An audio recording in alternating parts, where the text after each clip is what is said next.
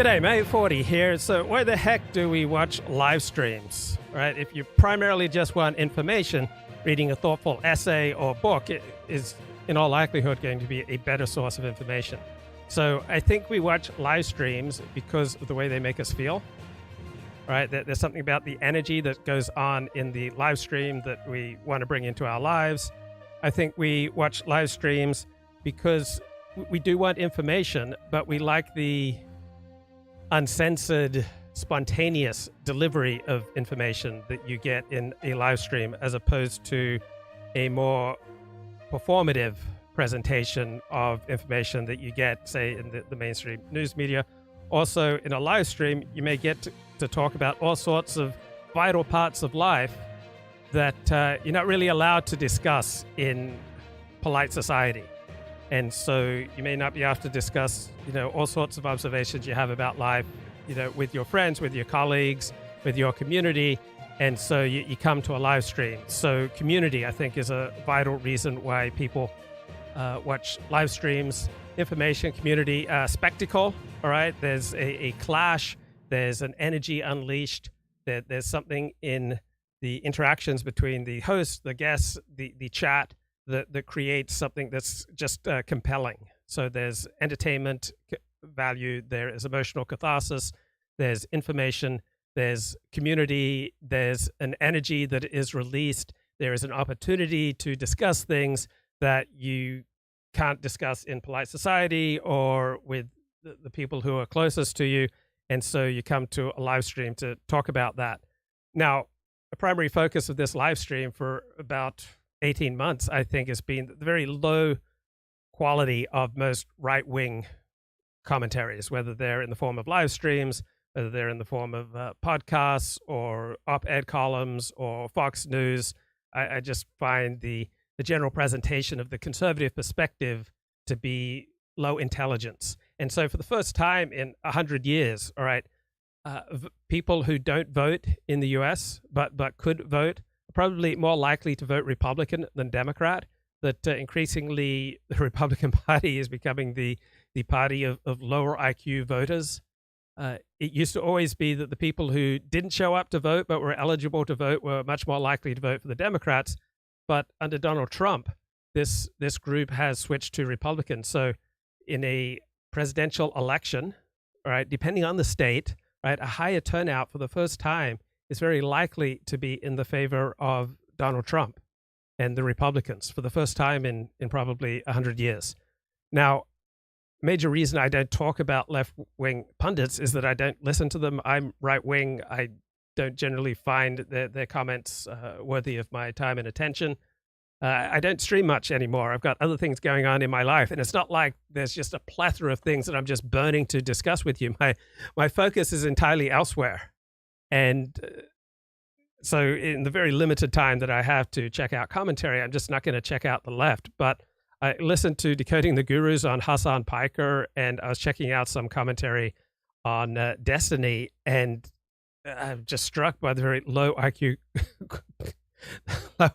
quality of the commentary by these two leading left-wing streamers, Destiny and Hassan Paker. It's just awful. All right, this is Decoding the Gurus here, talking about Hassan Paker. They do a whole episode on this guy. He's apparently the #1 left-wing streamer. He must make hundreds of thousands of dollars a year. He lives in a mansion in Los Angeles, and his commentary is just incredibly banal and stupid. Give your opinions about all kinds of things, even if he had them.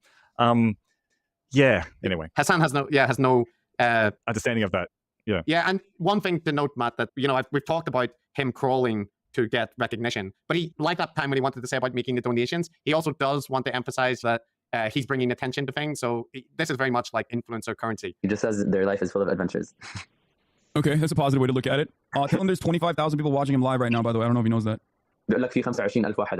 So here he's talking to that hot Houthi, that 19-year-old Houthi rebel who looks like the actor Timothy Chalamet, and their banal conversation. I'm only going to inflict about 30 seconds of it on you. بيتابع هذا المباشر.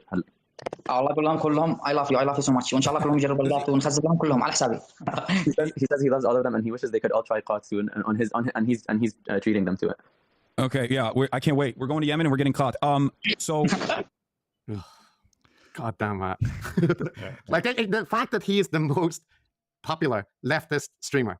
This is a searing indictment of leftism. I'm sorry. Like, if people take Hasan seriously and he is popular, this is just absolute fucking juvenile nonsense. And I don't think that this interview is an outlier in his output. I think this is quite illustrative of how he approaches things. And its ideology is the overriding thing alongside all this influencer bullshit, which is just like, it's such a terrible combination. It's but even the ideology, as far as I can tell, it's cookie cutter, two-dimensional ideology. It's not sophisticated. You know, even if you did have quite radical left-wing politics, then you surely, like, this is not a good version of it. You could do so much better. Yeah.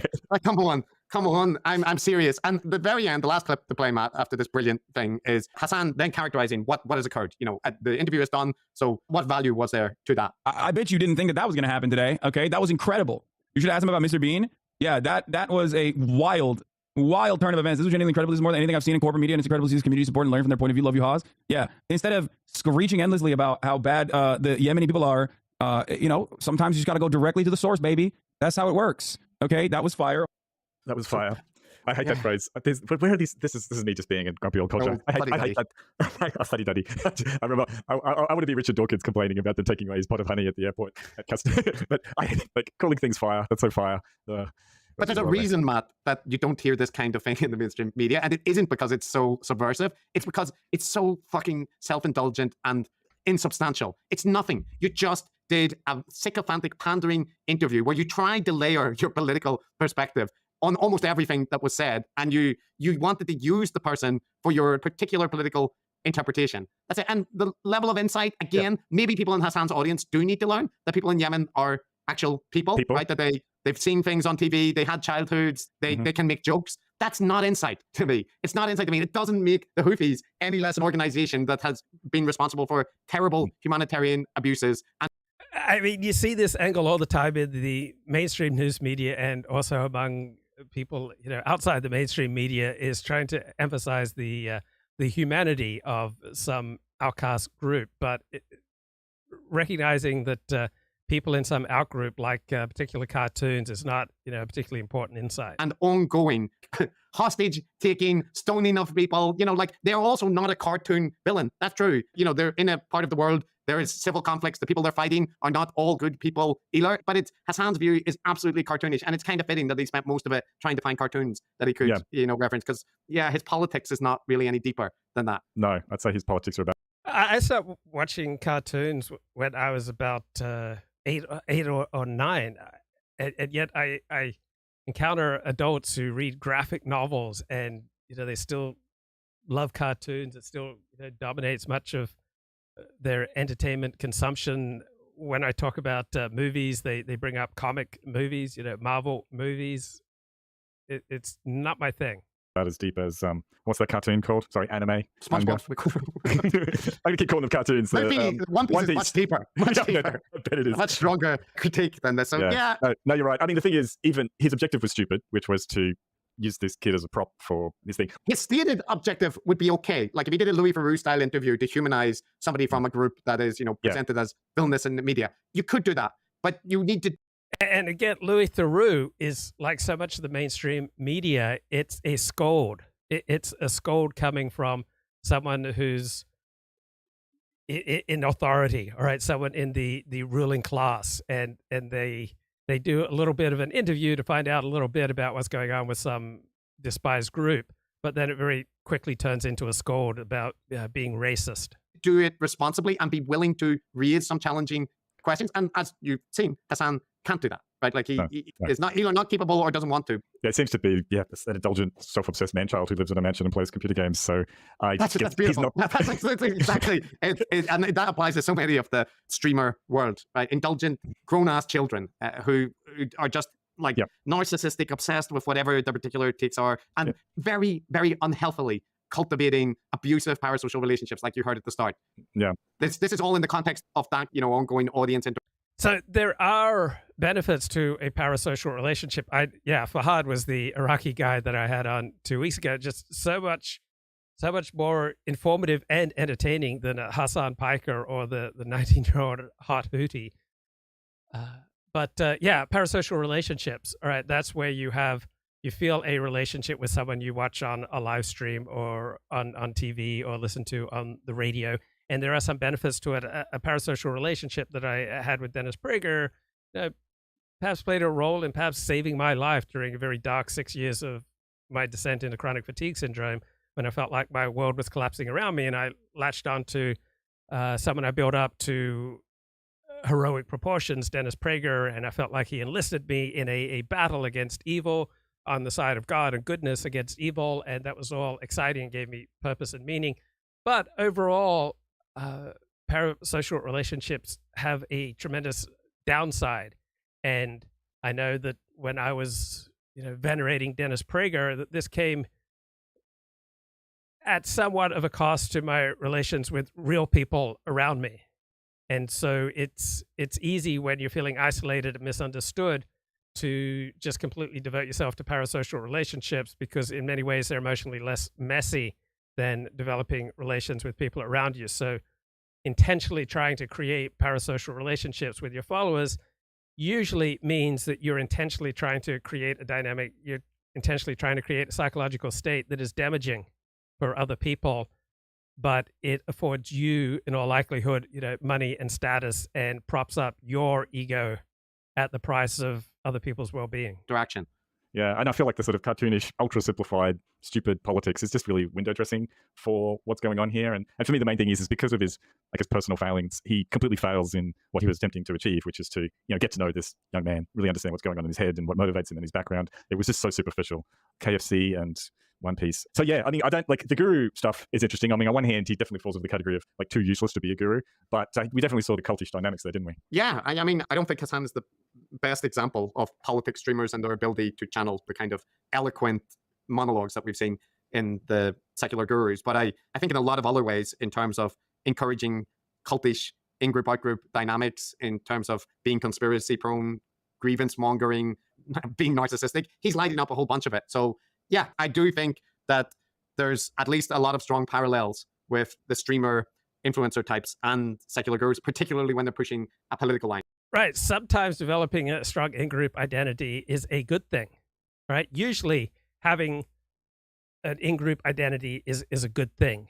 Now, in some situations, you can take it too far. So if you're living in a big city and you just loathe everyone who's in an out-group, all right, that's usually not going to be an advantage as you go through life, though it does work for many insular in-groups, such as immigrants or people who have a high dedication to their religion.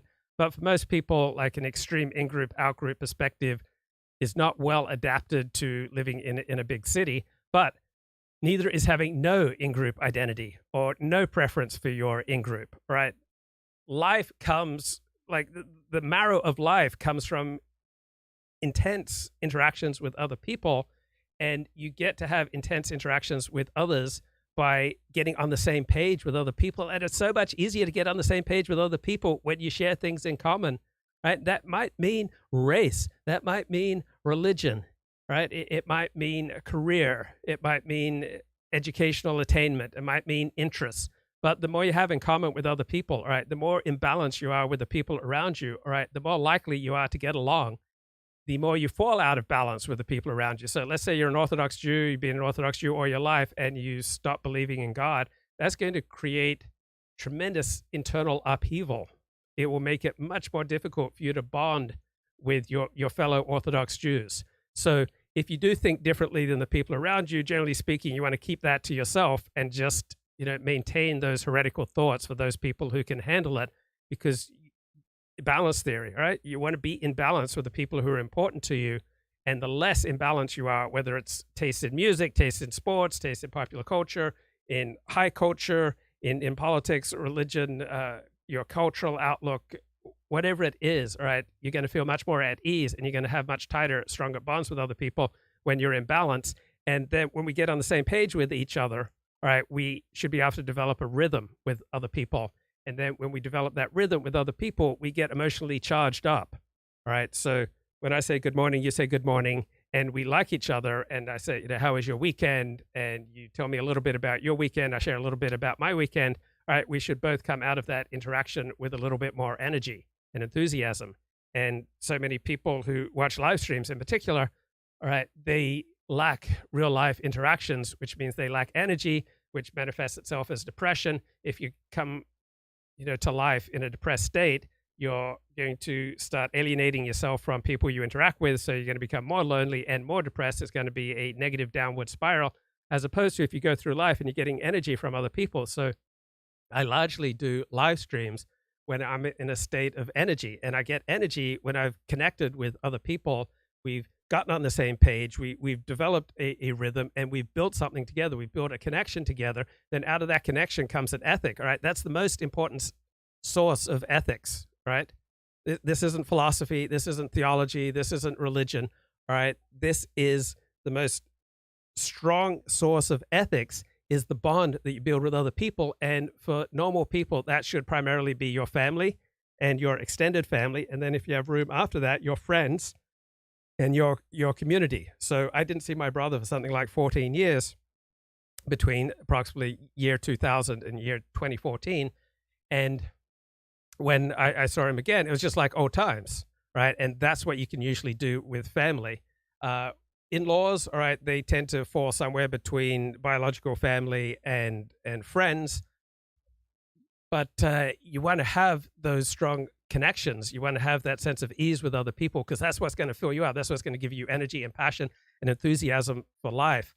And if you can establish some family-like interactions with people in your religious community, which is what I've done. All right, I'm a convert to Judaism, and I managed to reestablish the intense in-group identity that I had growing up as a Seventh-day Adventist in Australia. So I don't have any family members living in the United States. So my synagogues that I've belonged to have largely played the role of my family, and they play that for many Americans. Their house of worship gives them a simulacra, an imitation, a taste of something close to the sense of camaraderie that people used to have when they lived their entire lives within 10 miles of where they were born. And that's still how it is in much of Europe. So when Europeans come to America, they laugh at the friendliness of American religious communities, American churches in particular, because American churches, and to an extent synagogues, they have to work much harder to give that sense of community that comes naturally if you've lived your entire life within 10 years. So Europeans, generally speaking, have real community, right? They generally speaking live within 10 miles of where they were born, or at least a much larger proportion of Europeans do than Americans. So Americans have to work much harder to try to create that sense of community, which it accounts for in large part why Americans are so friendly and outgoing, because Americans are so transient. They're constantly moving for work and for other reasons. America is a much more capitalist society with fewer worker protections than any other first world country. And so the economic basis of life is much more unstable in America. You don't have national health insurance to the extent that you do in other first world countries. So in unstable life, right, people have to try to create a sense of stability, and normal Americans do that through creating bonds with other people, getting on the same page. And you have to work harder when you don't have that natural community, when you don't live next to your family, when your life isn't primarily about your family and your extended family. Then you have to go out into the world. And if you're at all successful and competent and adaptive to life, you're recreating some simulacra, some imitation of genuine community, but you have to work much harder to do it. Just like if you're an American who wants to go into the priesthood, right, you have to work much harder at going into the priesthood. Your Catholicism has to be much more intense for you than if you grow up in, say, Italy, where going into the priesthood is a much, more normal path through life. Now, yeah, they might fall a little bit more towards like pundits or activists in this respect, but because of the super strong audience interaction and the conflating of daily life with their stream because people are interested in who Hasan is dating, who he's collaborating with, you know, what new things he's bought or these kind of things. So it mixes it all in. It's not like a journalist or a pundit who just shows up on the political talk shows. Yeah, that's right. So it's an odd mix. It sort of weaves in the geopolitical takes, and the ideological stuff, but it's woven into, you know, him and his life and computer games and other random interests. I mean, we haven't mentioned, but he's like a buff, very handsome young guy. So that definitely there's plays a lot into of his popularity. I saw a bunch of photos of him like flexing his muscles with his shirt off and stuff on pictures. It's a Yeah. you know, whatever. So that's all context. Well, anyway, thanks, Chris. That was absolutely fucking interminable. I'm thanking you. Ironically, I hope you have picked up. I did pick up. Was this my punishment? You know, I got to listen to Sean Carroll. You know, we got to have that nice. Yeah, I mean, Hassan Paker is just absolutely unbearable. All right, and my God, here's some commentary how Hassan Paker has become our generation's top political pundit. I mean, how absurd is that? To think that Hassan Paker started off on the Young Turks, right? His uncle. Yeah, this is very. Is the host of the Young Turks. Should I be making faces? I don't know. No. I literally do this for a living, but it's still always strange when you're like staring directly. I mean, what type of person spends time, you know, watching or listening to Hassan Paker? I guess the average IQ of his audience is probably something like 95. He has to, of the pundits that I know, he has to appeal to the lowest IQ audience. I mean, who would you say appeals to a lower IQ audience? Into it. What's going on, everybody? I mean, Joy Reid. I would suspect that her audience is like 5 IQ points higher than Hassan Paker's. I'm Hasan. I'm staring into your soul right now. I would say I solidified my success when I was able to get AOC on my show to play Among Us with a bunch of other people, and that kind of dictated the terms for a lot of political campaigns and how they recognize this new social media platform like Twitch. Oh my God.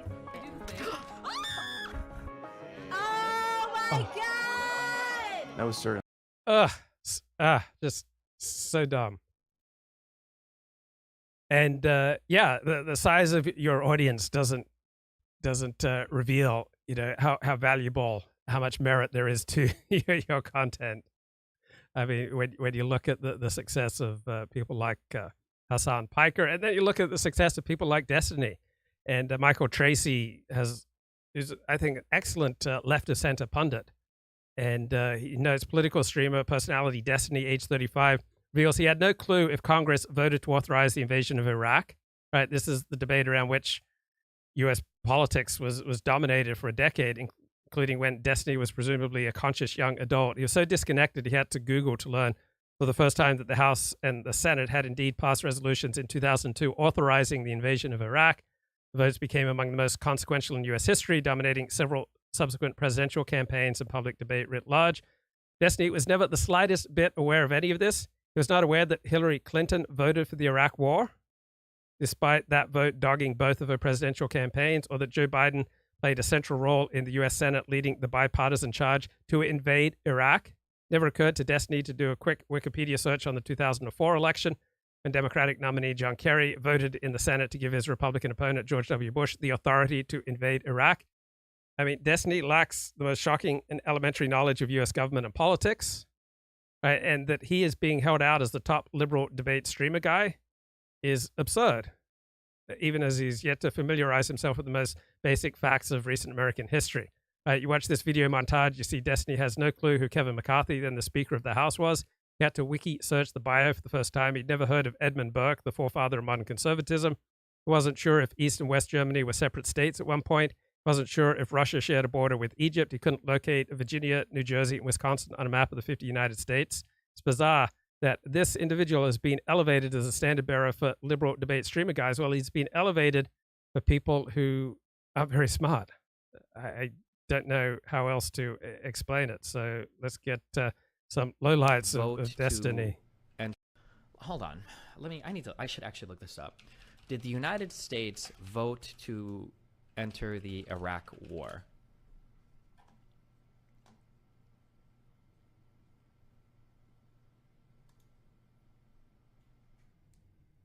Okay, there was a joint resolution passed by the United States Congress in 2002 authorizing the use. Okay, on July. God, McCarthy is a horrible leader. I'm going to be honest. I don't know anything about McCarthy other than like what I hear about him relating to like House leadership and stuff. Is McCarthy just like Trump Jr.? Does he have like any political background at all? Or is he just some random fucking retard that like stumbled into office off of like Trump power? I don't know anything about this guy's like political career. Damn. Is he really in all black and white?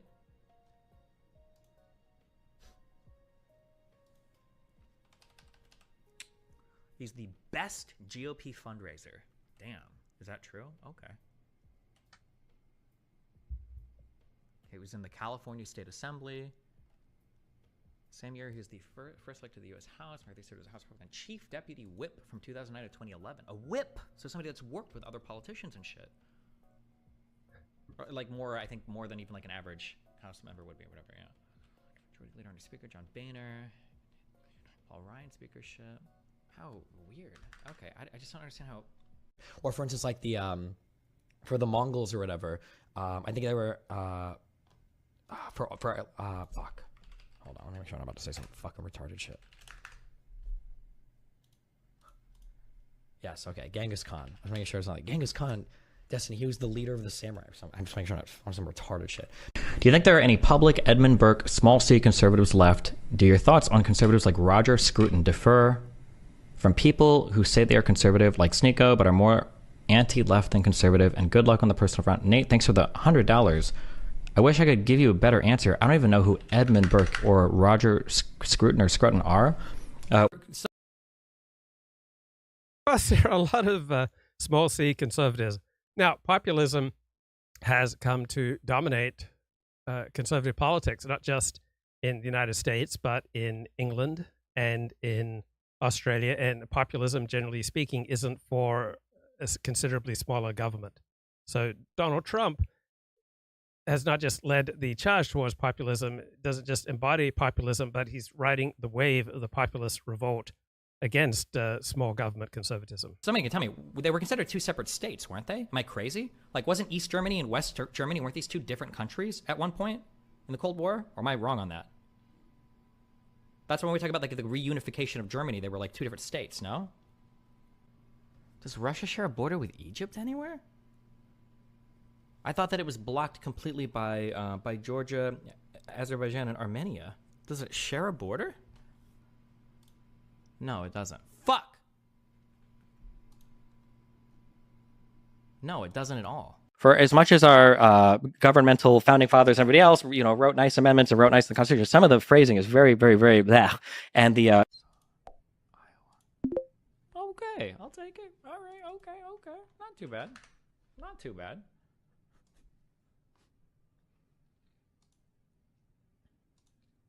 Just painful. Do Europe? Bro, I don't even know half the countries in Europe. Okay, let's get a quick burst from Fox News. Donald Trump made some comments recently about there'll be a bloodbath if he is not elected. And he was clearly talking about a bloodbath in terms of American jobs being shipped overseas. All right, Howard Kurtz. Just after my interview with Donald Trump aired last Sunday, and boy, did that make news around the world, I briefly spoke about how the media were misrepresenting his bloodbath remark. And since then, it's only gotten bloodier. For all the screaming headlines about Trump threatening political violence if he loses, there's really no question he was talking about the impact of Chinese cars on the American auto industry. We're going to put a 100% tariff on every single car that comes across the line, and you're not going to be able to sell those cars if I get elected. Now, if I don't get elected, it's going to be a bloodbath for the whole. That's going to be the least of it. It's going to be a bloodbath for the country. That'll be the least of it. But they're not going to sell those cars. The criticism was fierce, but even among those who gradually acknowledged it was about auto jobs, that was irrelevant. Well, it's a real bloodbath for the media's credibility. Team Biden, the Democrats, and the liberal press all teaming up to take Donald Trump completely out of context. Bloodbath? Really? Once again, it's the media whores who pretend to misunderstand metaphors. Truth is, of course, it's just... Okay, so the media did get this wrong, but Donald Trump does say a lot of outrageous and destructive things. So he talked about if he does not get elected in 2024, that would be the last significant American election. All right, it's a terrible thing to say because you activate morons. All right, if you truly believe that if Donald Trump doesn't get elected in 2024, then there will be no more American elections, then you are, activating, low intelligence people to do horrible, horrible things. So Donald Trump's comments here on Bloodbath weren't horrible, but saying that if he doesn't win in 2024, that's the end of American elections is destructive and disturbing. And the news media would be right to hold him account for those kind of idiotic and damaging statements. It's a deliberate hoax machine doing what it does best, taking something out of context, creating a story around it. These idiots on Twitter, these idiots on cable news, these idiots on Sunday shows going, well, presidents, he was talking only about the auto industry, and this is one more. It's just bullshit. When Donald Trump predicts there will be a bloodbath in this country if he doesn't win the Electoral College, you should take that for what it is, a Trump prediction. And by the way, it's not like this is some taboo, off-limits word. It's pretty common in media discourse. Not only is it going to be a bloodbath, but after they leave New Hampshire, it's a bloodbath on her home turf. The midterm elections may not be the bloodbath for Democrats that's been predicted. Joe Biden was just talking the other day about, his concerns about a negative bloodbath. This is probably going to be a bloodbath. It's going to be a bloodbath in November. It would be a bloodbath. Bloody good. Donald Trump says some inflammatory things, as we discussed in last week's Mar-a-Lago sit down. But when it comes to Bloodbathgate, the facts didn't seem to matter. I'm Howard Kurtz, and this is Media Bond of nearly $500 million to cover the gargantuan fine imposed on him and his business in the New York civil fraud trial. The former president faces a deadline tomorrow before New York Attorney General Letitia James can ask a judge to start seizing his assets. Trump said on Truth Social, the corrupt political hacks in New York, judge and AG, are asking me to put up massive amounts of money before I'm allowed to repeal the ridiculous decision. Election interference, witch hunt. Some commentators decried the unfairness of the former president not being given enough time to appeal. It's like a judge saying, I'm going to take your house away, but you can appeal my decision. You just have to sell your house in order to do it. There's the scary public policy implications of an attorney general essentially trying to bankrupt a guy that's running for presidency because she's from a different party over a non-crime. But many pundits could barely contain their glee at his financial crunch. Donald Trump, hello, welcome to the rule of law. You have avoided it all of your life. The desperation of a man facing a ticking clock. With each tick and each talk, two thoughts weigh on this man's mind: staying out of prison and not becoming destitute and losing all of his properties. I mean, would you lend him $500 million if you had it at your fingertips? Probably not.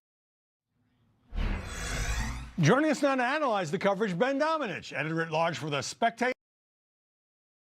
Okay, I don't care about those pundits. There are a few articles in the New York Times today that grabbed my attention. Article number 1, The Brutality of Sugar, Debt, Child Marriage, and Hysterectomies.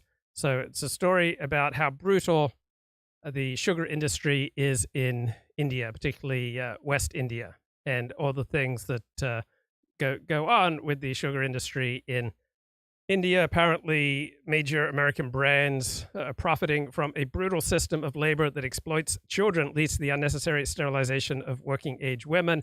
Young girls are pushed into illegal child marriages so they can work alongside their husbands cutting and gathering sugarcane. Instead of receiving wages, they work to pay off advances from their employers, an arrangement that requires them to pay a fee for the privilege of missing work, yet to see a doctor. One of the consequences of this financial entrapment is hysterectomies. Labor brokers loan money for the surgeries, even to resolve ailments as routine as heavy, painful periods. And most women say they have little choice because hysterectomies keep them working, undistracted by doctor visits or the hardship of menstruating in a field with no access to running water, toilets, or shelter. Removing a woman's uterus has lasting consequences. Well, removing a woman's uterus and removing a woman's ovaries is a very common medical procedure in the United States of America and throughout the First World. And the evidence is very clear that this reduces women's lifespans, that it's bad for their sexual health, it's bad for their overall health, right? They have increased risks of mortality. And yet this happens tens of thousands of times a year unnecessarily in the United States. And it's an example of how the interests of professions, right, rarely align with the interests of regular people, right? So every profession primarily strives to increase its status and its income and its power. And it usually does this by trying to secure as many privileges for itself. And this usually comes at the expense of the wider public. So you'll often get much more accurate information, much more important information from bloggers. I've talked about this story often, who talk about the negative consequences of having your uterus and ovaries removed. Obviously, in some cases, it's necessary. But I mean, so many back surgery cases are unnecessary, but they get performed because doctors make money. Now, I don't think doctors are just, horrible people. My dad just had an instinctive hatred of doctors because he had bad experiences with the doctors who were treating my mother, his first wife. She died of cancer about the time I turned 3. And so my father just had this instinctive hatred of doctors. I don't think, I have an instinctive hatred of doctors. I recognize that they are a profession who is out to maximize their self-interest, their elite status, their prestige, and their money-making opportunities. And this frequently comes at the cost, right, of the well-being of regular Americans. So I'm not someone who sides against doctors or for doctors. Sometimes I think doctors and elite medical professionals are in the right, and sometimes I think they're in the wrong. I don't consistently side with either the elites or with the people, right, with the populace. Sometimes I think populists are right. Sometimes I think the elite are right. I think generally speaking, the elite were right with regard to COVID mitigation measures, right? I'm a strong believer in COVID vaccines. I think lockdowns overall were probably a good idea for the first few months of COVID in 2020. And I think that our ruling class generally did a better than expected job with regard to COVID. So I have different attitudes than populists with regard to COVID. But with regard to immigration, I think the populists are right that we strongly need to restrict immigration. I think with regard to foreign policy, that populism and isolationism are generally right, that we are far overextended with unnecessary conflicts in Ukraine and the Middle East, and we should be much more judicious in how we use our resources and how much we interfere with other governments around the world. So some areas of life, I think populists are right and the elite are wrong. But back to this New York Times story, yeah, it sounds absolutely horrible, the system that provides sugar coming out of India. But what are the alternatives? All right, United Fruit Company apparently did all sorts of horrible things in Guatemala. But what are the alternatives? Whenever you say something is bad or someone is bad, what's the alternative?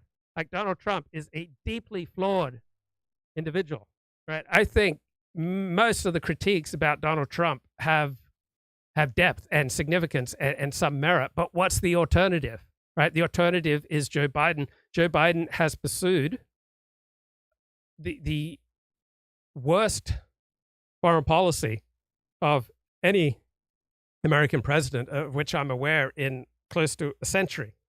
It's been absolutely disastrous with our necessary involvement in the war in Ukraine and in the Middle East. We keep getting distracted from what truly matters. We have dramatically increased the chances of open conflict with Russia, which might very well lead to an exchange of nuclear weapons with Russia, which could end life as we know it on planet Earth. By heavily subsidizing Ukraine, the Biden administration has increased the odds of some kind of nuclear exchange with Russia by 10 times. Now, I think the odds are still small, way under 1%, but why would you want to unnecessarily raise the chances of the end of life on Earth when it has absolutely nothing to do with America's vital interests? So that's been a disaster. Generally speaking, right, who is president of the United States is not going to matter to 99% of people 99% of the time. But Joe Biden's disastrous foreign policy could be absolutely cataclysmic to regular Americans, not to mention non-Americans around the world. And there could be a very significant difference if Donald Trump is elected. So, yeah, the sugar industry in India seems to do horrible things. The United Fruit Company seems to do horrible things in Guatemala. But are there an abundance of other jobs where people can feed their families in India and Guatemala during the reign of the United Fruit Company?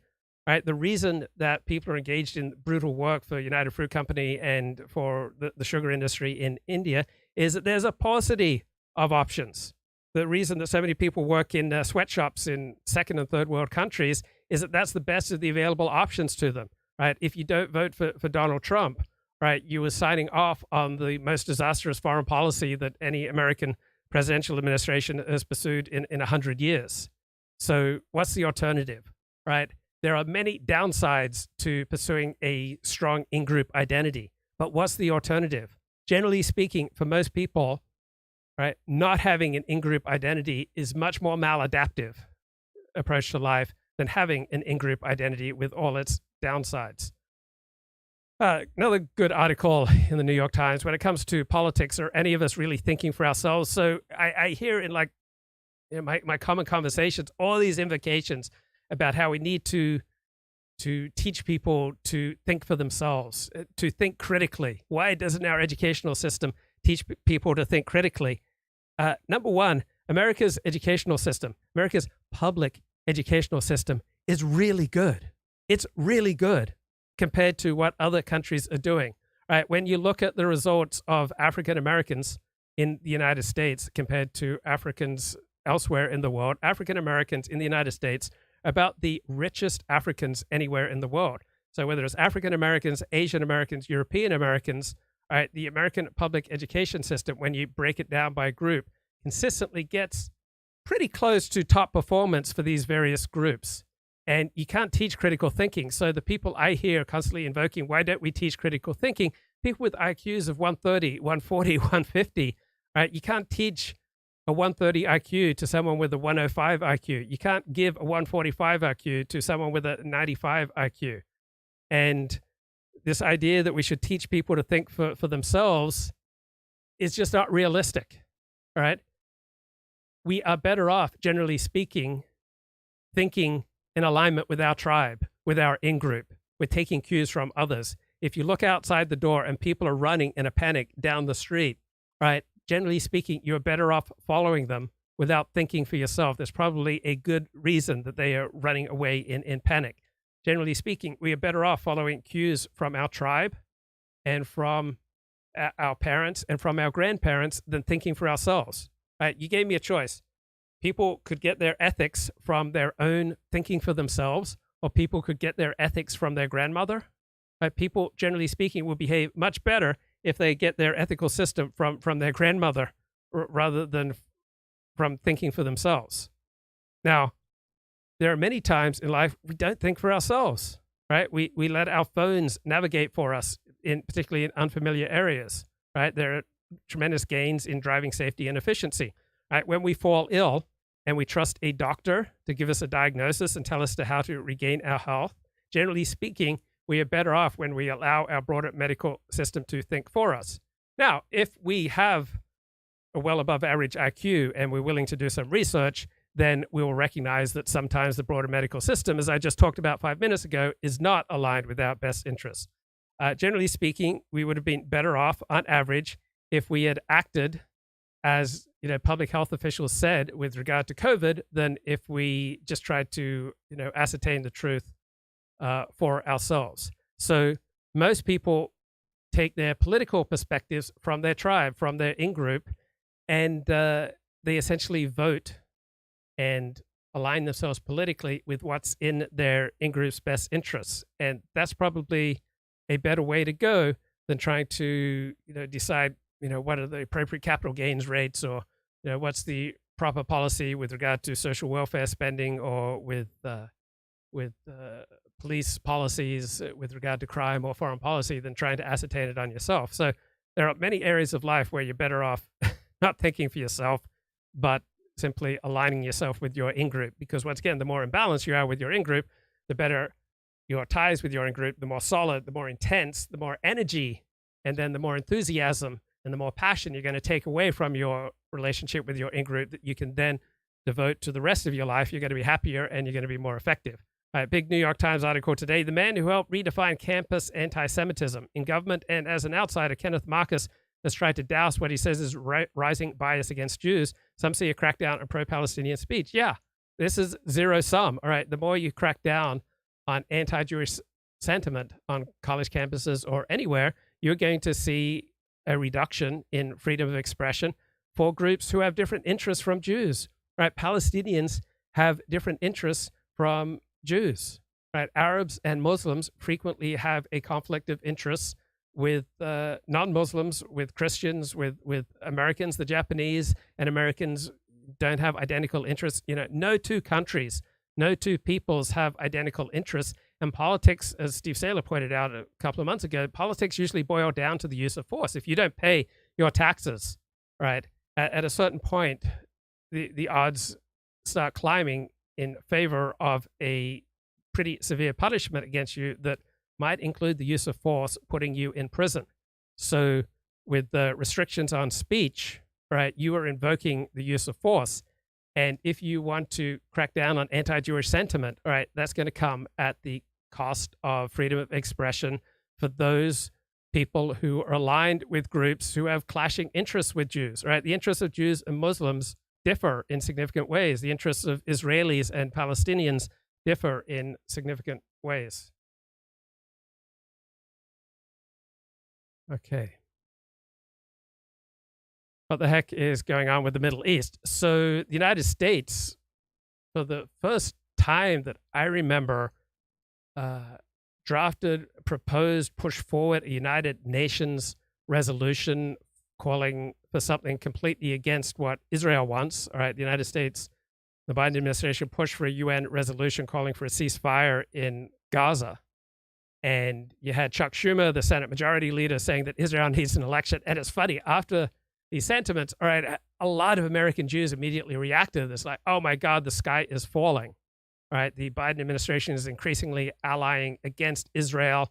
Without the support of the United States, Israel's existence is in peril. And this sentiment is particularly prone for people with depression or people who are kind of, they want the outside world. They can't help wanting the outside world to align with their inside world. So if you're depressed inside, right, you are going to look for reasons to be depressed by the world outside of you. If you're happy most of the time, which I believe I am, I'm going to look out in the world and I'm going to be biased in favor of explanations of what's happening outside of me that are positive. And so much of what dominates the news is not significant. And this UN resolution does not have much significance. There, frankly, is very little that the Biden administration can do to stop how Israel defends itself, right? The Biden administration cannot stop Israel from invading Rafah, taking down Rafah, and waging war in Rafah. The Biden administration cannot stop Israel from taking on Hezbollah in southern Lebanon. So what I expect will happen within the next 2 months, Israel will go hard into Rafah and wipe out Hamas and its top leadership. Then Israel will go into southern Lebanon and take on and largely wipe out Hezbollah. So right now, Israel has returned tens of thousands of reserve troops to their civilian jobs, but they're likely going to bring them back soon and put them to war in Rafah and put them to war in southern Lebanon. And the Biden administration, frankly, can't do much about it because probably 75% of the United States Congress depends upon the Israel lobby, or is at least aligned its financial interests, its political interests are largely aligned with a pro-Israel lobby, which is not the same as a Jewish lobby because many of the components of the pro-Israel lobby are not Jewish. Also, many Jewish Americans are opposed to Israeli policy in Gaza. So it's not just the Jews are doing this, all right? Jewish Americans, 10 points less than other Americans, right, supported the invasion of Iraq in 2003. A significant portion of Jewish Americans, probably close to half, do not like the Bibi Netanyahu administration in Israel and its conduct in Gaza to the extent that they are aware of these things. So it's not like I'm saying, Jews control Congress. I'm saying that the Israel lobby is largely aligned with probably 75% of Congress, who Congress determines the purse strings of the United States government. And so the American president cannot override Congress when it comes to aiding Israel. So despite all the rhetoric and all the news about the Biden administration, separating itself from Israel, castigating, criticizing Israel, it's not going to have any real world effect. Just like 3 years dominating the news between 2016 and 2019 that Trump was aligned with the Russians, right? It turned out to be a largely bogus, insignificant story. So too, the story that the Biden administration is going to really put the clamps down on Israel and its fighting in Gaza, that's also shallow. We have the same goals: the defeat of Hamas, Israel's long-term security. But a major ground operation in Rafah is not, in our judgment, the way to achieve it. And we've been very clear about that. But most important, we have a senior team coming to Washington next week.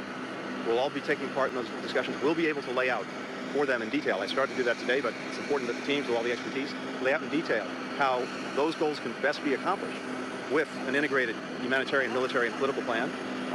We'll put all that on the table. Of course, we'll hear from them too, and we'll take it to next week. Professor, in my view, his words are fake. The previous resolutions that he instructed the U.S. ambassador to the UN who works for him to veto included condemnations of Hamas. He seems to have made no progress in what he was talking about: hostage relief, humanitarian aid to the Gazans, and no invasion of Rafah. Prime Minister Netanyahu said as recently as yesterday, we're going to invade. I'll let you take it from there. Maybe you have a more charitable view of what he just said. No, I think what's amazing about that clip that you just showed is the body language. Yes, he looks like a scared rabbit. Forgive me for saying that. Yeah, I mean, it's really quite remarkable. What happened here is that when the conflict first broke out, and this is similar to Right, so many Jewish Americans are scared to death of the Biden administration and its apparent turn against Israel, right? But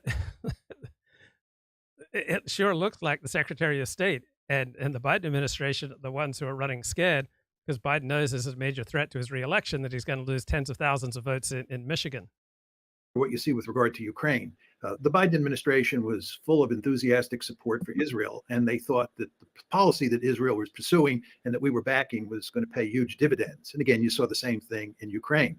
But what's happening now is that the Biden administration, and this includes Secretary Blinken, fully understand that we are in really deep trouble. And if we have any hope of getting out of that trouble, what we have to do is get the Israelis to change their behavior. But the Israelis show no interest in changing their behavior. And very importantly, as was clear from Tony Blinken's comments, he did not put any real pressure on the Israelis to change their behavior. He said, he didn't say, if you go into Rafah, we're going to do X, Y, and Z. He just continually talks about how Israel and the United States are on the same page. They have the same interests, and we're working with the Israelis to make this clear and to make that clear. But this all goes nowhere because Netanyahu thumbs his nose at the Americans. He doesn't care really what Biden or Blinken have to say because in the meantime, Professor, hundreds of thousands are close to starvation. So in the 1967 and 1973 wars, Israel was very vulnerable to U.S. foreign policy, but the Israel-U.S. bond has become much stronger over the past 25 years. So Israel now has much less reason to fear an American presidential administration turning against them. Your colleague and my friend, Professor Jeffrey Sachs, has the statistics showing the 5 levels of famine and the huge swaths of Gaza that are in level 5, which means if they don't get food. So I think both Napolitano and Mearsheimer are just reflexively anti-Israel because the number of deaths, civilian deaths per enemy combatants killed, shows that Israel's done an extraordinary, almost perhaps unparalleled job in this urban fighting, reducing civilian casualties. So this idea that Israel is just deliberately committing genocide in Gaza, I don't think stands up to critical analysis. Starvation, death by starvation in the next week or so. Apparently, Prime Minister Netanyahu and his government don't care about that, and Tony Blinken doesn't care enough about it to do something about it. I mean, suppose we sent trucks there through Egypt. Is the IDF going to fire on American trucks? Well, it's hard to disagree with you. I mean, we're using starvation as a weapon. It's horrifying. It's sickening. I don't know what else to say. As you and I have talked about many times before, the Israelis are in the process of executing a genocide in Gaza, and we are complicit. And this is just more evidence of that. Here's by popular demand, since a lot of the writers enjoy seeing the Secretary of State at his worst. Cut number 1, Sonia. Here is from the same Q&A, Secretary Blinken purporting to give an update on the ceasefire talks. Can you give us an update on the ceasefire talks in Doha? What is the latest that you've heard from the negotiators? And also today, Israel has announced a land seizure of 800 hectares in the occupied West Bank, just when you were doing your visit here. What are your thoughts? So on the negotiations, I can't give you any more details other than to say that we're intensely engaged in them, working with the Qataris, working with the Egyptians, working with Israel.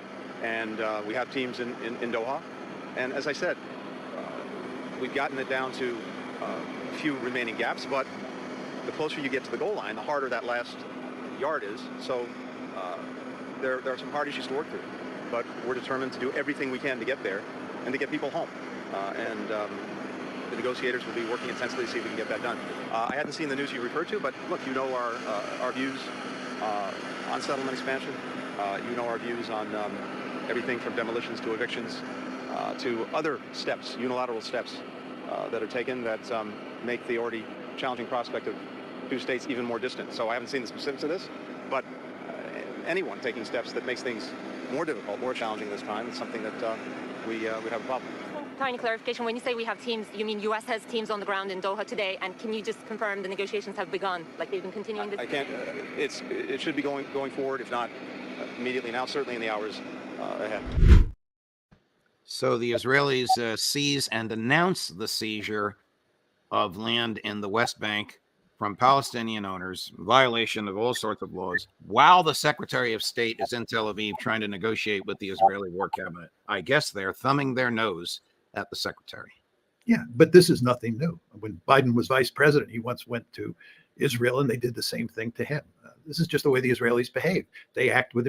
I know often in my own life, when I get depressed, I start telling myself, oh, my boss or my synagogue or my friends or my girlfriend or my family or these other parties, they just have so much power over me. And I'm just a helpless victim. So when I was a kid, I'd get upset when we'd move, often when we'd move to a new place and I'd have to leave behind my friends. And it's like, as soon as I start to establish friends, we have to move again. And it's really easy to get into this victim mindset, right? You can't have a strong in-group identity without simultaneously having an equally strong victimhood complex, right? The stronger your Jewish identity, the more predisposed you will be to having a strong Jewish victimhood complex. The stronger your Muslim identity or your Christian identity or your white identity or your black identity, it just goes hand in hand with a strong victimhood complex that, your group is particularly persecuted and, so much of the world is just a lot allied, against your group.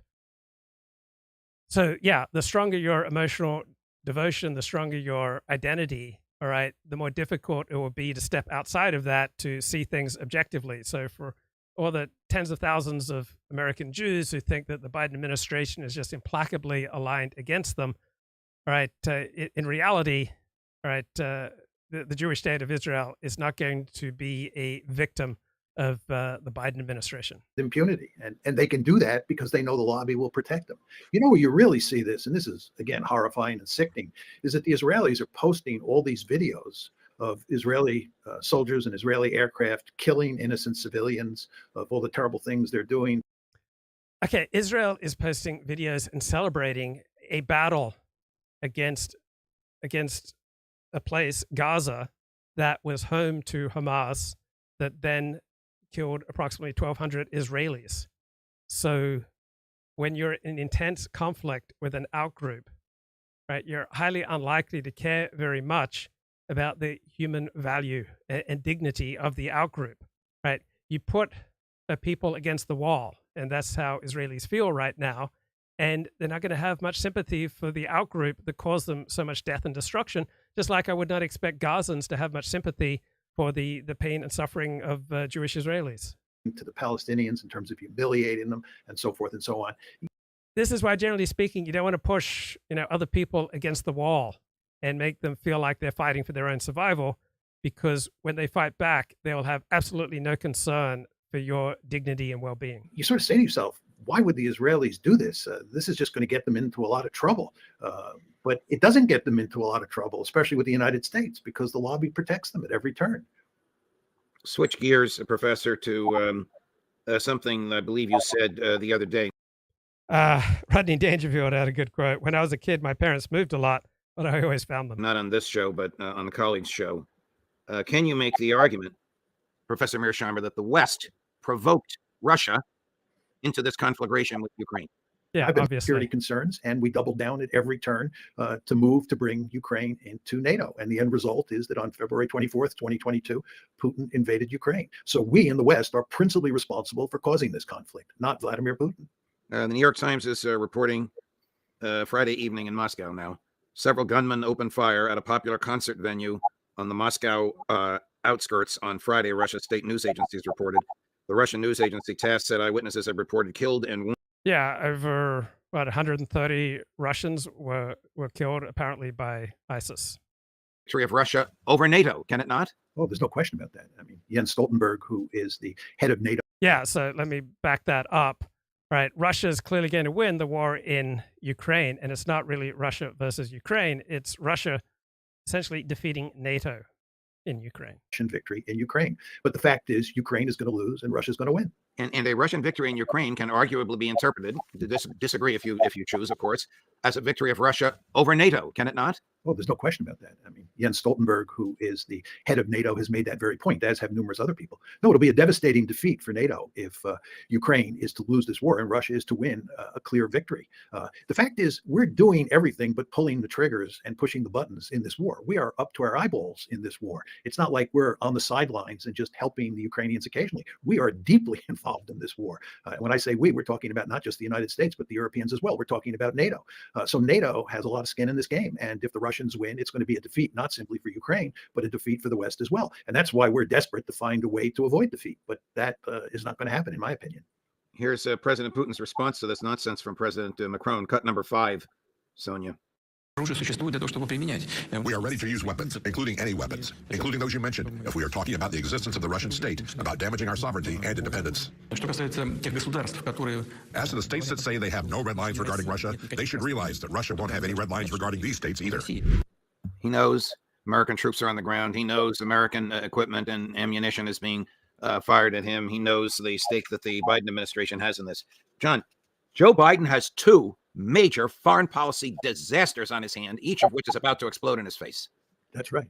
I mean, we were talking about Israel before and the problems that he faces there and how almost impossible it is to fix those problems or fix that problem. The same thing is true with Ukraine. He's facing 2 huge disasters. And again, this is an election year, and this is going to have serious consequences because Donald Trump will take advantage of these disasters in the campaign. I don't want to get into too much into the politics, but Trump will say we should never have been in Ukraine and we're not going to give them any aid. But I'm wedded at the hip with Israel and we'll give them. So the context for John Mearsheimer's comments coming up, context is that 3 months ago and prior to that, Mearsheimer essentially said there'd be no difference in American foreign policy with regard to Ukraine and U.S. foreign policy in general, no matter who wins the 2024 election, whether Republicans or Democrats win, there'll be no difference. But he was surprised by growing Republican opposition to funding the war in Ukraine. And that is a significant foreign policy development because normally foreign policy is decided by an elite, right? You see all these articles in the news media over the past few years about how Donald Trump is this unprecedented threat to democracy, but they never mean democracy in terms of majority opinion because foreign policy has always been decided and executed by elite without respect to popular opinion. And this is never raised in all the critiques of Donald Trump and his supposedly unprecedented threat to democracy. But Donald Trump's foreign policy instincts are much more popular than the foreign policy instincts of pretty much any other American president of which I'm aware in 40 years. So usually when the news media talks about our democracy is under threat, they mean our democratic institutions, which generally speaking, the liberal side of the political spectrum dominate, but they don't mean democracy as in the majority of American opinion. Whatever they want, no matter what they do with it. That's my opinion from his words. He sometimes uses hyperbole and exaggeration, but he basically means what he says. Yeah, I mean, if you think about it, what's going to happen here is that the Biden administration is in the process of getting tough with Israel and will get tougher as time goes by. And Trump will make it clear that he supports Israel no matter what. He supports Israel unconditionally, and he's opposed to what Biden is doing. And this will play to his advantage politically, I believe. And furthermore, with Ukraine, he will go to great lengths to argue that if he had been president, this wouldn't have happened because he would have worked out a deal with Putin beforehand. And he was a skeptic about NATO anyway. And he understands that NATO is principally responsible for causing this war. And if he had been in office, this wouldn't have happened. And that's an argument that will resonate with a lot of people. And although I don't buy it completely, I think there is some truth in it. Mrs. Newland is gone, but there's still a lot of neocons in the State Department and those close to the president. Does this mentality, this neocon mentality, which you understand so well, ever have a reverse? I don't know. It hasn't up to now, that's for sure. It'll be very interesting to see what happens after we lose in Ukraine and after it becomes clear to more and more people that what is happening in Gaza and with regard to U.S. policy in the Middle East is a disaster.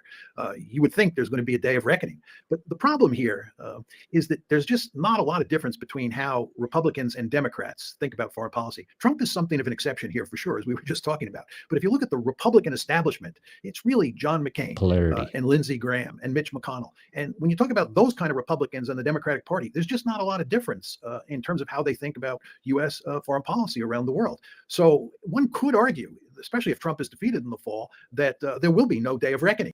Right. So generally speaking, right, American presidents, don't change the lives of 99% of people 99% of the time between the two options. This looks like a very significant difference between Trump and Biden. One can argue, if Trump is elected, that maybe there will be a day of reckoning. Maybe he will try to fundamentally change U.S. foreign policy. Although even there, I would not bet a lot of money that he'll be successful if he tries to do that. Right. And so if he's not successful, right, it means that majority American opinion, right, doesn't get us way with foreign policy. How come that's not a threat to democracy? If we consistently operate a foreign policy that is opposed to what most Americans want. Right. Here's John Mearsheimer on another show about 5 days ago. That they've already annexed. And I think the best possible scenario from Ukraine's point of view is to accept the fact they've lost those 4 oblasts in the east and they've lost Crimea, and then to go to great lengths to make sure that no more territory is taken. But I think that's the basic situation staring the Ukrainians in the face. How would you put this in the context of the possibility of a Trump presidency if he were to win in November this year? Well, or how would you contrast that with the continuation of a Biden presidency? I think if Biden stays in power, we will be very reluctant to push the Ukrainians to cut a deal with the Russians. And I think if a deal is cut between the Ukrainians and the Russians under President Biden. People hate to say they're wrong, right? So if there is, anything special about the live streams and blog posts that I produce is that I'm willing to admit that I was wrong, probably much more than other live streamers and pundits that I'm aware of. My father said, that I was willing to admit I was wrong more than anybody he knew. But the Biden administration and America's elite foreign policy team is highly, unlikely to admit the disaster that they wreaked in Ukraine and to try to retract it. It will be because the Ukrainians decide enough is enough and they cut the deal. The Americans will not want to cut the deal where Ukraine loses those 4 oblasts plus Crimea because it will look like a Russian victory. And that would be a disaster for President Biden. What if Donald Trump gets elected again and moves into the White House in January of 2025? I think it's possible, and it's very possible that Trump would agree that. So it's not inevitable that America's foreign policy elite will always get its way, right? That's the way to vote. But there is a chance that the new Donald Trump administration might be more effective than the first one, including in foreign policy. The solution here is to push Ukraine to cut a deal because it wouldn't be Trump who had egg all over his. When it comes to understanding what's going on in the world, right, it's important to pay attention to who you listen to. So if you listen to the news media, you think that the Biden administration's increasing turn against Netanyahu, right, has great significance. But if you listen to people who have expertise in how American foreign policy works, such as John Mearsheimer, you'll realize that there's essentially nothing that the Biden administration can substantially do to change Israel's policies with regard to invading Gaza and probably southern Lebanon as well. So much of conversations in the news and in popular conversations, day-to-day conversations, are just based on nothing. So sometimes the experts do know, far more than journalists, than popular opinion. So Mearsheimer is a foreign policy expert, and you do get a lot of good stuff from him. His face, because Trump was not in power when the war started. Biden was in power when the war started, and he indeed bears significant responsibility for the start of the war. But Trump doesn't, and Trump can say, "I'm ending another one of the foolish wars that the Democrats have started, and what I'm going to do is push Ukraine to cut a deal. It's good for Ukraine, it's good for the United States, and it's good for the West." And I think he could get away with that. And I think, given Republican Party sentiment toward the war in Ukraine, he would not have any trouble with his base. Would you foresee a scenario in the event Trump were to go to the White House early next year, where the U.S., NATO, and Ukraine would be able to win the peace more, to the extent that they are not going to win the war? I'm not sure what it means to win the peace. When you Right, so many common phrases, particularly in the news media and dominant discourse, just have no meaning. Right? Ukraine's going to lose, all right? And there's no way that Ukraine can stay allied with the West. So talking about winning the peace is just absurd. There's not going to be any winning the peace in Ukraine if we settle this conflict with Russia. Be seen with respect to Ukraine?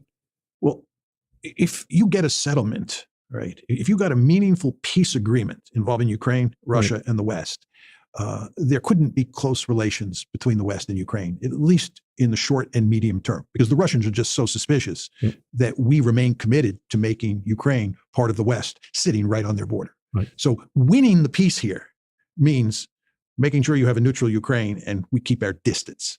My argument is that that's not going to happen. When you talk about winning the peace, first of all, I don't think you're going to get a peace, right? I think you're going to get a frozen conflict. Very important distinction there. Frozen conflict is similar to the situation you have on the 38th parallel between North Korea and South Korea, right? No genuine peace agreement. You've just stopped shooting at each other. It's a frozen conflict. That's what I think you'll get in Ukraine. And then with regard to what happens afterwards, I believe that the West and Ukraine, that dysfunctional rump state that's left over when the shooting starts, and the West will go to great lengths to undermine Russia's position in the territories that Russia conquers in eastern Ukraine. We in the West will be sore losers, and we will go to great lengths to cause trouble for the Russians. The Russians, in response, will go to great lengths to cause trouble in Ukraine. They'll do everything they can to weaken that dysfunctional rump state even more. Right, when you put someone against the wall, they will go to great lengths to cause trouble for you. True in personal life, professional life, educational life, religious life, right? If you cause pain or embarrassment or discomfort to your rabbi, he may very well call other rabbis in your community to cause trouble for you. He will see it as like warning them about a potential troublemaker, right? I mean, it's happened to me. So we really want to have the best possible relations with everybody that we possibly can. Because, one person who decides to go on a warpath against you can turn your life upside down. And so the best way to avoid getting sued, the best way to avoid having your life turned upside down is to strive for the best possible relations with other people and to minimize the amount of damage that you do to other people as you go through life, even if you think you're delivering divine karma.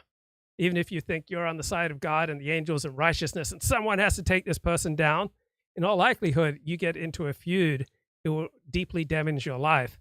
In all likelihood, you're better off staying out of feuds, whether it's in international politics, in your professional life, or your personal life. Will go to great lengths to weaken the economy and to cause political chaos in Kyiv. And furthermore, the Russians will go to great lengths to cause trouble in Europe and in NATO and in the European Union and in terms of relations between the West and Ukraine, because the Russians will be retaliating against us. So my argument is you're not going to win the peace because you're not going to get a peace. You're going to get a frozen conflict, and that frozen conflict is going to be ugly because the Russians on one side and the West. Okay, let me put a little bit more here from Mearsheimer. American national interest. You've alluded to this earlier in the sense that the public opinion. American national interest, right? There's nothing wrong with putting your interests first, your people's interests first, your nation's interest first, your tribe first, your religion first, right? There's nothing wrong with prioritizing your interests even over against your principles, because your interests should be a primary, if not the primary principle. Now, sometimes, yes, you should put principles ahead of your interests, but it's worth having clarity on what's in your interest and what do your principles say, because they will frequently clash. Opinion in the US with respect to what's going on in Ukraine may not necessarily be manifested in a policy, right? And how do you explain the divergence or the gap, the disconnect between polity and politics, polity and policy? Right. How come this gap is never referenced in all the news media articles about how Donald Trump is a threat to democracy? Because when the news media talks about democracy, they rarely mean majority rule. In fact, you'll even have news articles about the threat of majoritarianism, which means the threat of the majority getting its way. So much of the critiques of populism, whether in India or Europe or United Kingdom, United States, is that it's very dangerous for the majority to get its way. At India, until the rise of the current ruling party in India, about 12 years ago, it was consistently ruled in a way that did not give the advantage to the vast majority of the population. Now, for the last 12 years, you have a national government in India, right, that is governing in the interests of the majority. And this is widely seen in news articles as a threat to India's democracy. What it really is a threat to liberalism. Right, the idea that we are born as individuals with inalienable rights, because if you put a priority on the interests of the majority, this will very likely come at the cost of civil rights to minorities, right? But that's not a threat to democracy. You can say it's a threat to democratic institutions and a particular liberal democratic way of life, but if you're speaking clearly, it's a threat to liberalism. It's not a threat to democracy. A majority rule, right, embodies democracy in its clearest, plainest meaning of the word. So there may well come a time when you get an American presidential administration that operates to the advantage of the majority of American citizens and to the disadvantage of certain minorities in the United States, such as non-citizens. And this will be called by the news media and our dominant elite as a threat to democracy, when the majority of the population gets its way, right? Majoritarianism, that's how it will be phrased, as a threat to democracy. Let's see. Well, we have a foreign policy establishment, which is commonly called the Blob. It's sort of a derogatory term, but it's often used. And the Blob, or the foreign policy establishment, often acts in ways that are at odds with what the public really wants. You want to remember that both Barack Obama and Donald Trump ran against the foreign policy establishment. Obama said that what we have to do is end all of this emphasis on nation building abroad, intervening in the politics of other countries, and instead focusing on nation building at home. Trump was not someone who was interested in running around the world and doing social engineering at the end of a rifle barrel, like many of his predecessors were. Trump, for all his flaws, is not a warmonger. And he brags about the fact that, he was the only president in recent times who didn't start a war during his 4 years in the White House. And that's true. But both Obama and Trump were beat back by the foreign policy establishment. Obama gave a famous interview with Jeffrey Goldberg of the Atlantic Monthly right before he left office, where he effectively said that in his fight against the Blob won. And the same thing was true with Trump. And that's why Trump's present advisors are planning to do things differently if he's elected in 2024. And right, do things differently because Trump was not an effective president in most ways. It's possible that with his superior advisors this time around, right, he's certainly running a far more professional campaign, and there may be a connection between how professional you run your campaign and then how professional you govern. So there are signs that Trump is both running his campaign, allowing his campaign to operate in a more professional and effective way this time around. And that gives reason to hope that he will be more effective as the United States president, including in the realm of foreign policy. Moves into the White House next January. They're going to do it differently because they understand the Blob beat them back the first time round, just the way the Blob beat Barack Obama back in his 2 terms as president. So you see, what we have in the United States is a real disjuncture between the foreign policy establishment on one hand and the public on the other hand. Right. And how come this disjuncture between the foreign policy establishment and the public on the other hand? How come that is never referred to in elite discourse, in news media discourse, as a threat to democracy?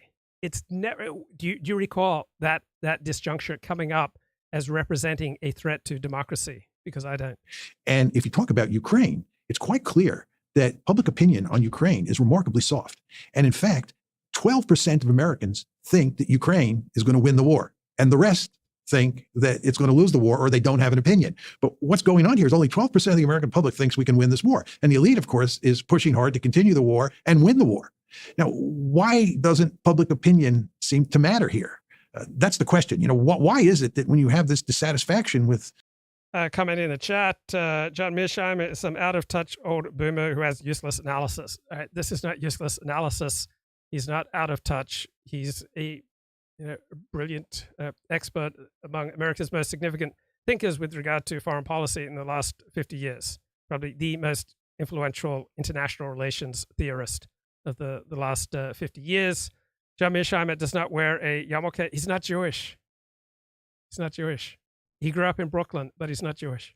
This ambitious American foreign policy that's led to one disaster after another. And the public recognizes this, and the public elects presidents who they... And the chat says John Mearsheimer isn't influential. No one listens to him. He is significant. He's significant among international relation theorists who devote a lot of attention to, at times, to try to critique and to tear him down. So if you're on the side of reality, right, you can be ignored, but the odds are pretty good that eventually you'll be vindicated. And Mearsheimer is consistently, not always, but consistently on the side of reality. And so his analysis is consistently vindicated by the turn of events. In 1992, he published an essay saying Ukraine should not give up its nuclear weapons. Right? Ukraine gave up its nuclear weapons and made itself vulnerable to this Russian invasion. He warned that invading Iraq in 2003 would be a disaster. He was absolutely right. He warned in 2014 that the West was provoking Russia and Putin into destroying Ukraine, which is exactly what's happened. So time and time again, right? John Mearsheimer's analyses have been vindicated by reality. I hope will change this. Why doesn't that happen? And it's a very interesting question. But the fact is, presidents are pretty much free in the United States to do what they want. And the public doesn't consider those foreign policy issues. Yeah, that's important, right? Generally speaking, American presidents are free to do what they want with regard to foreign policy. And it rarely matters significantly in elections because Americans are primarily interested in what happens to Americans. They're not really interested in foreign policy, just as Australians primarily care about Australians. Jews who have strongly identify as Jews, right, primarily care about Jews, and Japanese, generally speaking, primarily care about Japanese. It's the way we're built. We are built to live tribally. Salient enough that it rises up and punishes the president. The president can get away with it. See, during the Vietnam War, when I was young and we had a draft, it was a very different matter. Okay, a question in the chat about corporations.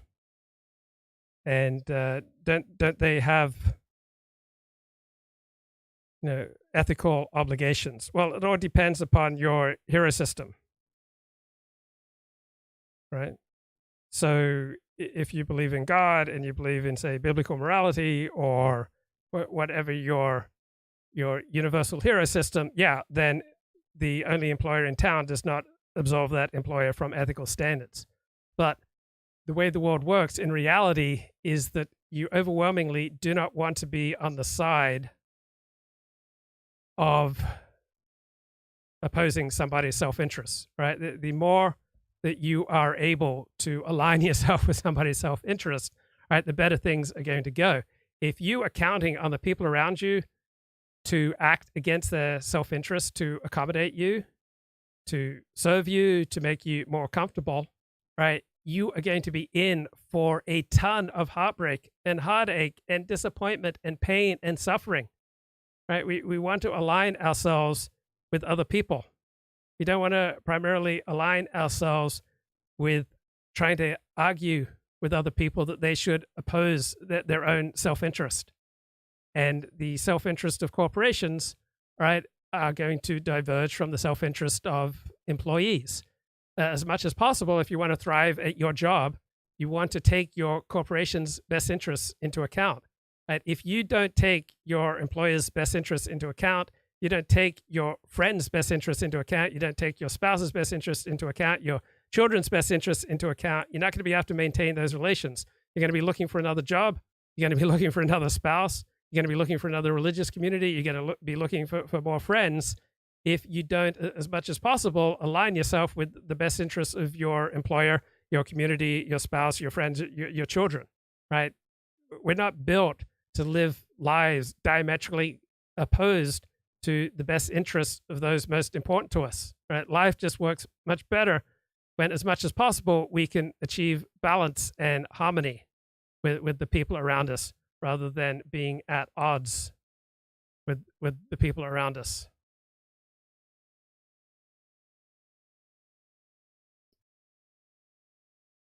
Okay, some commentary here on from Decoding the Gurus. Instead, like, you literally cannot get enough Sam Harris. Like, he could talk for 2 hours and you're still going to be hanging and go, what's he going to say next? He needs to finish his Yeah, that point was, I believe, him discussing. Right, so Decoding the Gurus had a critique of Sam Harris, and it came to the attention of Sam Harris's friends. And so you see this online, a lot of online discourse consists of marauding gangs supporting this or that pundit or live streamer against, the gangs of other pundits and live streamers. And so any criticism of a favorite personality and the gang that supports them comes to their aid. Now, I would not want people to act this way for me because I'm consistently wrong on so many things that don't go to war on my behalf without thinking independently for yourself. Is this really worth it? Is it worth this expenditure of energy? Are the critiques of what I've said, wrong or right? But back to Decoding the Gurus. Develop the guru stare, where you just stare directly down the lens of the camera. It's very disconcerting. I just wanted to make fun of you vaping. But these are the two comments which highlight, I think, aspects of, the devotional character that we sometimes notice in the communities that surround guru figures. So one said, Sam was making an interesting point at the 44th minute and you idiots cut him off. How dare you? Exclamation mark. I think if you're a Sam Harris fan, like, you literally cannot get enough Sam Harris. Like, he could talk for 2 hours and you're still going to be hanging and go, what's he going to say next? He needs to finish his Yeah. That point was, I believe, him discussing the nature of self point, which he's discussed a lot on other venues and had already discussed a lot with us when you suggested that we wouldn't get to the bottom of these issues, right? So that's unfortunate. But the second comment Pat makes the point that you did, which was just somebody wrote, such a difficult listen every time it pans to anyone but Sam. Yeah. Well, it didn't pan to us very often. They only had to put up with our stupid mugs like 5% of the time. So a bit more than that, but nonetheless, it's interesting because there's various other comments and there's idiot comments and nice comments and some critical comments about Sam and stuff as well. But it's just that feeling which you just emphasized about. They literally cannot get enough of what Sam is saying, and whenever one of our stupid points interrupts his flow or whatever, physically painful. It's it's just we're interrupted. It is physically painful to hear commentary that damages your hero system or despises your hero system or even criticizes your hero system. If you believe that marriage is between a man and a woman, it will cause you physical pain to hear a contrary perspective. If you believe that we should empower children to transition their sexual identity and go on hormone blockers, right? For me, that's an outrage, and it causes me physical pain to hear the case for same-sex marriage. It causes me physical pain to hear the case for empowering children to transition their sexual identity.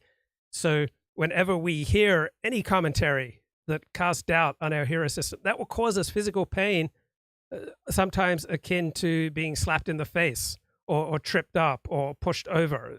Sometimes we would rather suffer physical pain than the pain that comes with anything that diminishes our hero system, right? That's just how we're wired. Being the master at play. So I'm not... Right. Our hero system is what gives significance to our lives. Right? We have part of our brain that's cognizant that we're going to die, and that when we die, not many people in the world will be affected. And it's hard to imagine that our life had that much significance. And so we ascribe to a hero system, which we usually get from our community, that which is heroic and that which is cowardly, that which is good and that which is bad, right? That which will live in eternity and that which will dissolve into insignificance. And so it's our hero system that gives meaning and purpose and structure to our life, that provides a foundation for our life. And anything that casts doubt on the reality and legitimacy and truth and beauty of our hero system will cause us physical pain. That's why it's so hard to listen to contrary points of view on any matter that's important to us. I'm not saying that's reflective of everybody that listens to Sam, but I think it is reflective of a particular attitude that develops around people like Sam and Jordan Peterson and Brett Weinstein and whatnot as well. Yeah. And it's on the audience as much, like it's the particular character or personalities of the audience as much as the gurus, in terms of them, like I think wanting someone up there on the pedestal that can speak the unvarnished truth to them. Yeah. Why do we get this, Matt? Why don't we get people saying, "No, how dare you interrupt"? We don't have the goods, mate. We do not have the goods, unfortunately. And here's an example. Somebody says in the chat, not Brooke, no, bro, nobody is mutilating children by encouraging or empowering them to pursue their sexual identity and, cut off their breasts and go on hormone blockers. All right, for me, that's mutilating children. For you, it's empowering and expanding our moral community and expanding human rights. You have a different hero system from me. It must cause you pain to hear what will seem to you as outdated, outmoded, primitive, medieval perspective on sexual identity. And for me, it causes me pain to hear that we should empower children to make these permanent decisions. Yeah, up your game. If you're fans of us, you need to go out there terrorizing people. That they're saying, that you just need more and more monologues, and any interruption of it just makes you upset. Don't do that. Don't do that. But that's interesting. And a slightly related topic, I think, Matt, a sentiment at least, which speaks against this kind of attitude, was voiced by our friend and AI researcher Lex Friedman. He tweeted out, "Don't idolize anyone. We're all just flawed humans." A week or so ago. This is from the, I just saw that. I tried to check his tweets, but I'm blocked again. I was unblocked for a while, but then I'm blocked again. Yes, Lex, of course, famously not someone who idolizes anyone, except of course he does. Elon Musk. Yeah, he's the internet's #1 sycophant.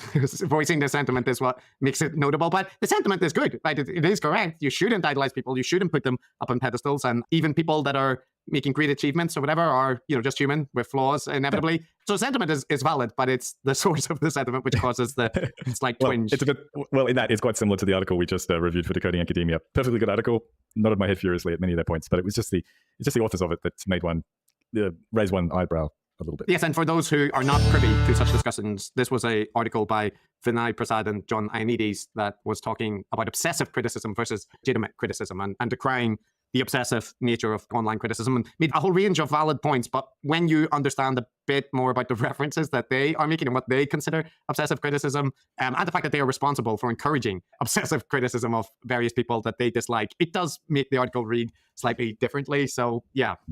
Well, that's okay. What about... Okay, here's more from this episode. And feuding with people. But he's also been denied tenure because of this by, I think, Alan. Talking here about Norman Finkelstein. He engaged with Destiny and two professors in this long 5-hour debate on Lex Friedman's show about Israel and the Middle East. The grounds of being a tragedy, but a legitimate attack from unoppressed people. And after the Charlie Hebdo attack, he said he had no sympathy for those killed because it was like a publication of sadism.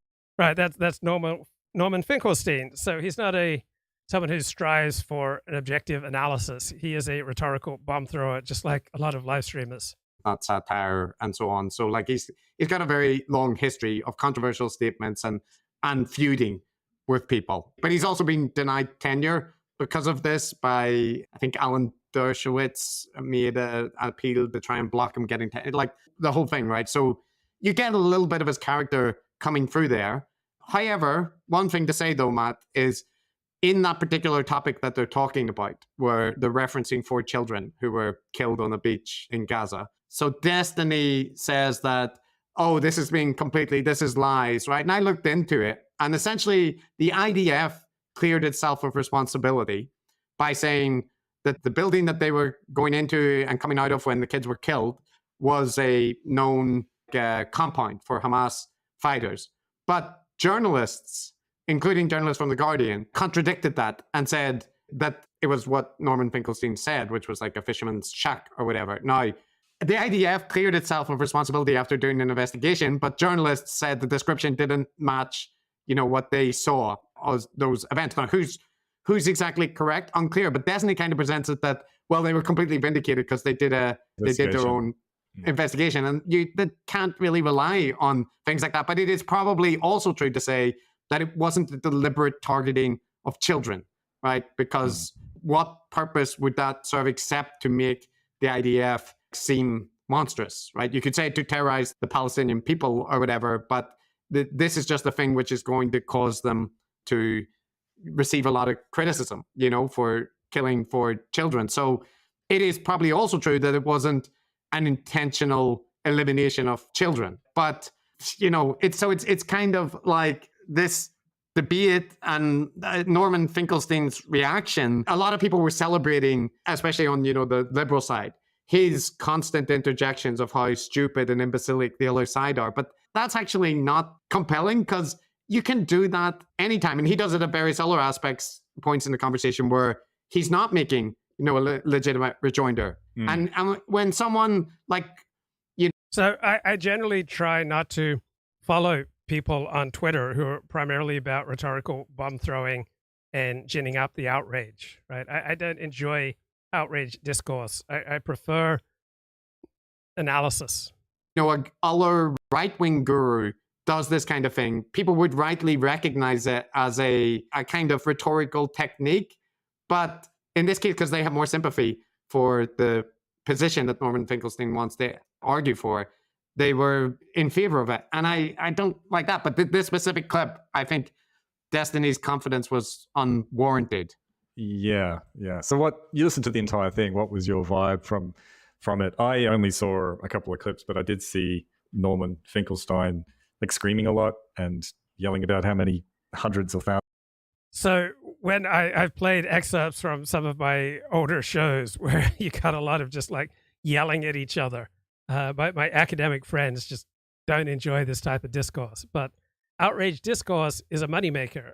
It is popular, right? It has a built-in audience of tens of millions, as opposed to an elite level academic type of discourse, which has a built-in audience of thousands, but people who are far more influential than the rabble. Thousands of books he's read, and basically calling Destiny an idiot. Let me play another clip which highlights this. And just imagine this isn't a historian, right, arguing for a particular perspective on the Palestinian people or the conflict in Gaza. Just imagine it's a guru saying this. And number two, there are two issues. One is the history, and the second is being responsible for your words. Now, some people accuse me of speaking very slowly, and they're advised on YouTube to turn up the speed 2 to 3 times whenever I'm on. One of the reasons I speak slowly is because I attach value to every word I say. And it is discomforting, disorienting, where you have a person who's produced a voluminous corpus, rich in insights and rich in archival sources, who seems to disown each and every word that you pluck from that corpus by claiming that it's either out of context or it's cherry picking words. So the thing he's talking about there is in reference to he was raising various statements that Benny Morris, the Israeli academic, had made in previous books. And Benny Morris was responding that he's presenting them without the full context, right? He's kind of selectively quote mining and not representing what argument he was making. And Norman Finkelstein wants to say, no, you are just not willing to acknowledge what points that you previously made. I think in general, the criticisms fall on both of them, that Benny Morris has been accused of being inconsistent in some of his writings compared to earlier and later works, but also that Norman Finkelstein has no issue with selectively quoting, even if the immediate following paragraph makes his interpretation untenable. But that characterization, Matt, of I attach great importance to every syllable, and that's why I speak slowly. Like that is, Yeah. you know. I mean, I can't speak to anything other than the general vibe I get from him. But I mean, you get this type of discourse all the time. People speaking slowly and puffing themselves up. It's just so pompous and unappealing. Conversation in the chat by someone with a contrary point of view from the majority of the chat, like, why the heck did I mod him? Because my hero system places a great value in listening to contradictory points of view from my own. Now, I'm not always open to it. The more pressure I'm under, the unhappier I am, the less open I am to contrary points of view. But when I'm happy, right, when I'm at ease, I do want to welcome contrary points of view, because I've just experienced how often I'm wrong, and that I benefit from critique, right? We're all improved. We're all made better. We're all made more adaptive to life. We're all made more effective in life by receiving and listening to accurate criticism. And if someone with a contrary point of view from mine can give me some accurate criticism, some challenging feedback, I want to welcome that, because that's part of my hero system, that I can listen to a wide variety of points of view. It doesn't come across very well. It comes across as a bit arrogant, and yeah. Yeah. So I've got two more clips. One of them is showing a little bit more of the Destiny Finkelstein interaction, and this is related to the issue of genocide, right? And whether what is ongoing in Gaza can be accurately described as a genocide, right? And the case which is currently working its way through the ICJ, the International Criminal Court. But it doesn't offend me if you call what's happening in Gaza genocide, because there isn't a clear objective definition of genocide, right? There's a tremendous amount of subjectivity with it. And so I can recognize, understand both points of view on this question. At the UN. So listen to this, Matt. Which is, by the way, I think you guys, I don't know if you use the phrase the dolo specialis, that the intentional part of genocide. Sorry, I don't know that term. I think it's called dolo specialis. It is the most important part of genocide, which is proving it's a highly special intent to commit genocide. It's possible that Israel could. That's mens rea. No, the mens rea. Yes, I understand the state of mind, but for genocide, it's called dolo specialis. It's a highly special intent. Did you read the case? Yeah. It is a highly special intent. I'm going to ask you again. Genocide. Yes. Please stop displaying your imbecility. Okay, I'm sorry if you think the declaration of the judge is imbecile. Don't put on public display that you're a moron. At least have the self-possession to shut up. Did I read the case? Putting my display on camera. You're comfortable putting yours in books. Okay? I read the case around 4 times. I read all of the majority opinion, the declarations. I read Aaron Barak's declaration. Then why are you lying and saying plausible is a high standard? Because I said, even reaching the benchmark of plausibility is a very high standard. So there, Chris, that started off with them disagreeing about the inclusion of a particular phrase. Yeah, dolo specialis. It's apparently part of the criteria to establish something legally as a genocide, right, in the ICJ. And there's a related term, mens rea, which is talking about the general mental element, about intentionally, right? This is one of the aspects for something to be a genocide, that there has to be the intention. And so many of the critics of Israel just take it for granted that it's obvious that Israel's committing war crimes and violating international law. It's not so obvious. There was a great nuanced article in The Economist about this very topic a couple of months ago. You can make the case for it. You can make the case against it. It is by no means obvious that Israel's committing war crimes in Gaza.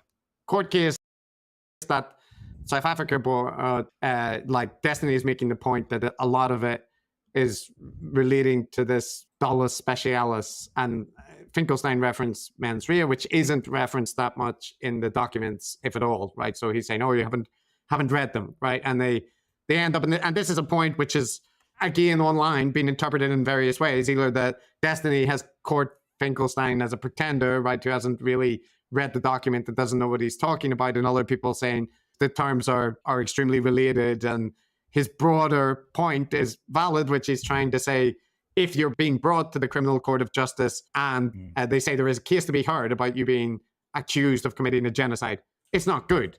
right? Even if you find that the case doesn't rise to that level, the fact that they're able to hear the case at all suggests, at the very least, very bad things are afoot.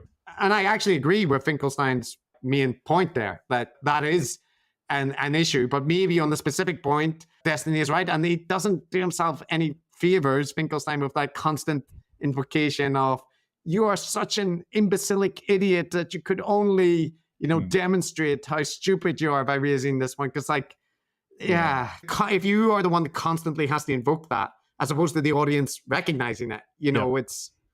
It's not a good debating style at all. And so Destiny is meant to be the debate bro, the streamer who... Right. The most elevated debate style is to confine your debate to arguing facts and logic, right? That is the legitimate basis for debate. The more you stray from arguing facts and logic, all right, the less honorable your debate style. Isn't substantial, or is probably, is someone you might expect to be doing all the dirty tricks or rhetorical tricks. So it's kind of interesting that this guy, Norm Finkelstein, he was an author and an academic, am I right? Yeah. Yeah, it seems as to he be... often mentions. Yes, he's probably written thousands of books. So it is interesting that it's kind of him that really isn't behaving very well. And this is... Okay, a couple of COVID skeptics, Vinay Prasad and John Ioannidis, published an academic essay decrying useless criticism versus useful criticism, but they don't provide much context. So the essay on its own is a solid piece of work, but they don't talk about their own role in ginning up the mob against public health experts who are trying to do the best they can in unprecedented COVID circumstances. So here's more from Decoding the Gurus. The tone in which debates, how it happens in the public space, and where it doesn't have the sort of genteel, supposedly, pattern of academic discussions happening at conferences and in replies in journals and so on. But the thing is that those good principles, they can be twisted and turned to suit pretty much any account. Like I could take them and I can apply it to, say, the virologist that we interviewed, Warraby et al., and say, yes, a lot of these bad things, they were the subject of these bad things, and that's a shame, and we shouldn't, it would be good to try to prevent that kind of thing from happening. On the other hand, I could see that so many people can use these things as a kind of a shield against any kind of criticism. Oh yeah. And there's one, to me, there's an aspect of stolen valor in this map, because there's a section in the paper where they're talking about current epidemiology of obsessive criticism and bullying in academic circles, right? And they report all these studies about scientists facing abuse and negative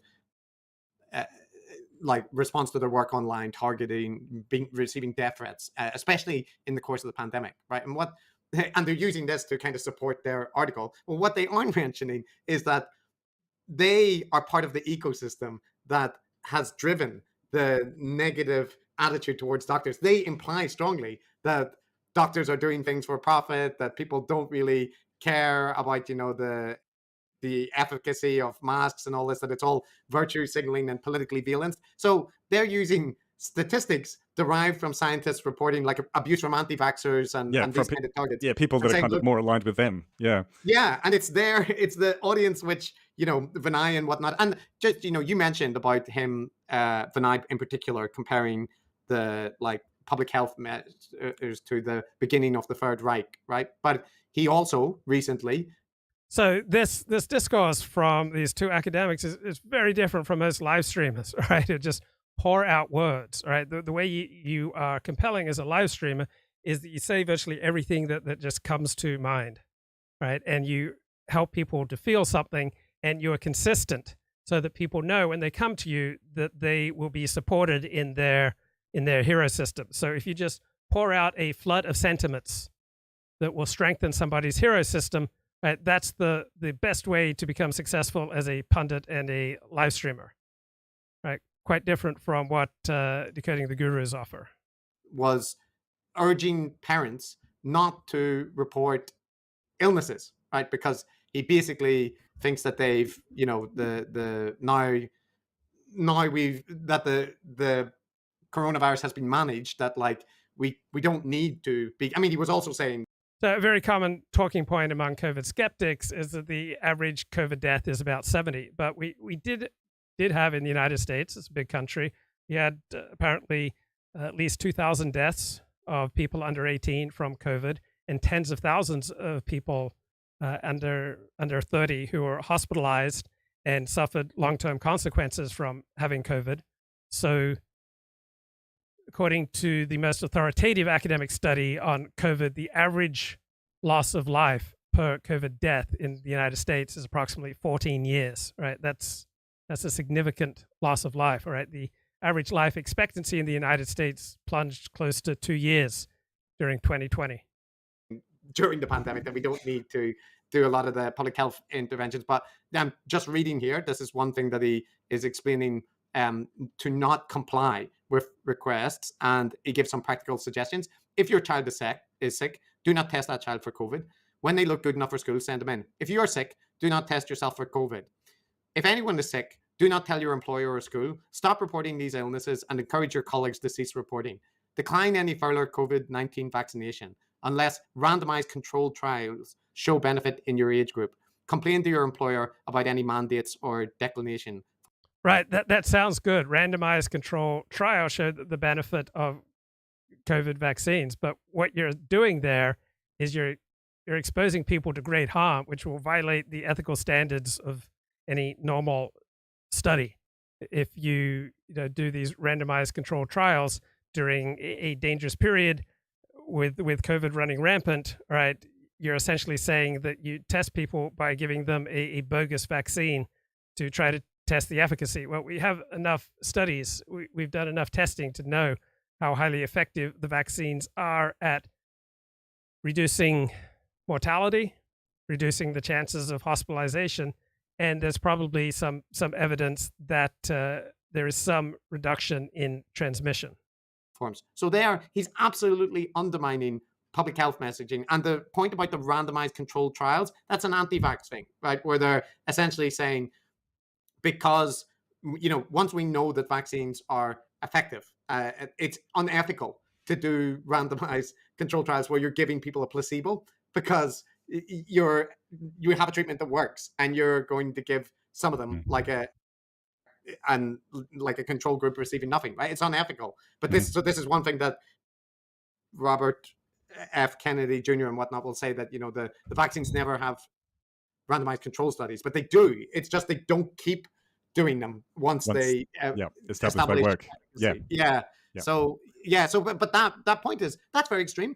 Prasad deserves criticism for that kind of thing, and his recommendations are very strong, right? That puts him as a really big outlier, telling parents not to report when children are sick, and telling people to decline vaccinations unless there's this randomized control trial that is an anti-vaccine. But that is not just, these are people with differences of opinions that are within a range of reasonable things, writing papers, contributing to a research base, and they've just been singled out by right. If you behave outrageously in a damaging manner, right, then you're going to get a vicious response, right? That's what a cohesive, or at least a pro-social reaction will be to antisocial sentiments. Assessors on the internet. No, they are an outlier, and they are saying extreme things. And when you do that, you can expect to get personalized criticism targeted at yourself. But not just criticism, because this is part of the thing which is very hypocritical about this article as well. Now, Ioannidis, very, very big profile before the pandemic, right? And actually damaged his reputation during it, apart from with certain segments. Vinay Prasad, not such a big reputation, right? More public than many other doctors, but not a really known figure. Post-pandemic, a huge figure, a big Substack, invited on podcasts, a national profile, right? And but they talk in this paper about how obsessive critics are able to gain followings, right, online, and kind of cash in on their criticism and become influencers. But that's exactly what Prasad has done. So it's this weird thing where you have somebody complaining about influencer culture while they themselves are building a following from being a contrarian influencer. Yeah, it reminded me, Chris, of something I tweeted about recently, which is these characters seem to want to have their cake and eat it too. So Huberman, he wants to project himself as being like, a respectable scientist. All right, this is Stanford University professor Andrew Huberman, who's about the most popular health podcaster out there. And yeah, he tries to project himself, and lots of people I know, venerate this guy, listen to him, say, oh, he's just providing the scientific perspective. But one, he's not. He's shoddy. If a low value study says something that he likes, such as the benefits of walking in dirt or spending time in nature, if the study says something he likes, he elevates it to a level of importance that the study simply does not deserve because it aligns with what his audience wants to hear. And he won't promote vaccines, which are probably the single best simple thing that you can do to improve your health, your longevity, your effectiveness in life, right? The single easiest thing that you can do, but he won't promote those because his audience doesn't want to hear it. Someone who shouldn't be criticized for things, just wanting to inform the public. But the problem is he wants to play being a populist influencer, tap into the crunchy optimizer woo stuff, and profits a great deal from it. So he's not right. It's very hard to become popular and to profit if you start telling your audience things it doesn't want to hear. So you have to choose between popularity and integrity, right? What do you care about most? Your own opinion of yourself, or the opinion of others who are operating in an antisocial direction? Not really in a position to complain when he is talked about with negative tones, even contempt from more respectable sources. A little bit more analysis from Decoding the Gurus. Trying to trap you into their little networks and so on. And then they mention as a solution, editors can invite highly critical bloggers, Piker. So they, meaning the two COVID skeptics, Vinay Prasad and John Ioannidis. And or tweetorial commentators to criticize a paper in a formal submission and then ask the authors to reply. Editors can use their discretion to ensure the comments stick to the topic, use evidence rather than emotion, and do not veer into personal matters. We suspect that obsessive critics may often not accept such invitations, as they would realize that they would have no chance of winning an argument in a civilized, evidence-based, impartial environment. It could then be recorded that such invitations were sent and declined. Now, there's aspects of that which are positive, right? Which are saying, so invite critics in and invite authors to respond and make it so it's in an academic setting, and you take out the ad hominems, remove the paragraph from Ioannidis' paper about Gideon's, public profile or that kind of thing. But the other aspect that you see there is the kind of confidence, right, that they will be vindicated because, in this arena, they are champions. And this is one point that is worth noting, that Vinay Prasad last year, I checked just, for Google Scholar, published 85 articles. That's an insanely high publication rate for an academic, especially one that's busy, doing other things. So that means he's highly proficient at publishing. And Ioannidis, that paper that he published where he included the ad hominems, he was the previous editor of that journal that it appeared in, right? So that is just to say that the point is taken that obsessive critics sometimes wouldn't be. So Ronald Coase is an economist who published approximately 5 papers in his life. They were all hugely influential. He won a Nobel Prize in economics. All right. There's the Coase theorem. Right. And so he would often interact with economists who were, say, publishing, 50 papers a day, 50 papers a year.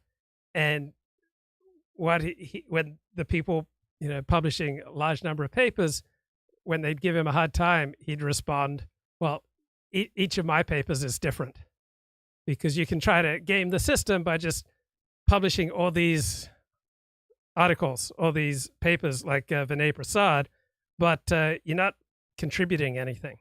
Able to, deal with the demands of academic rigor. But there are also cases where people can use academic publication standards and their knowledge of institutions to kind of, I don't know how to describe it, but basically use playing the academic power card. Yeah, and their ability to navigate that and how to, like it's kind of like being very good at, because they're presenting it as if, in academia. I mean, we're naturally aligned to try to increase our status, but honorable people seek to increase their status by doing honorable things, and dishonorable people show their lack of honor by trying to increase their status by doing useless or even destructive things. It's all evidence and it's all dispassionate criticism. That's the way that the currency operates on. And that's the ideal. That is not the way it always operates in journals. And somebody who has a very high profile often will be treated very differently than, somebody who's a postdoctoral student or this kind of thing. So, I mean, I noticed that a lot as a blogger, right? As a blogger and as Luke Ford, I have not suffered from an excess of social status. And I would often publish things or say things online that are unpopular. And I would notice people in power using their power to try to shame and humiliate me. When I'd ask an Orthodox rabbi an awkward question publicly, I noticed that they would often respond to me in a dishonest way, but using their status and prestige to try to isolate and shame me rather than deal with the facts and the logic of the point that I'm bringing up. Yeah, So, I mean, one example, when I wrote about all the HIV cases in the porn industry and that the likely patient zero was Mark Wallace, aka Mark Goldberg. So the porn industry did not want attention, particularly from government health agencies.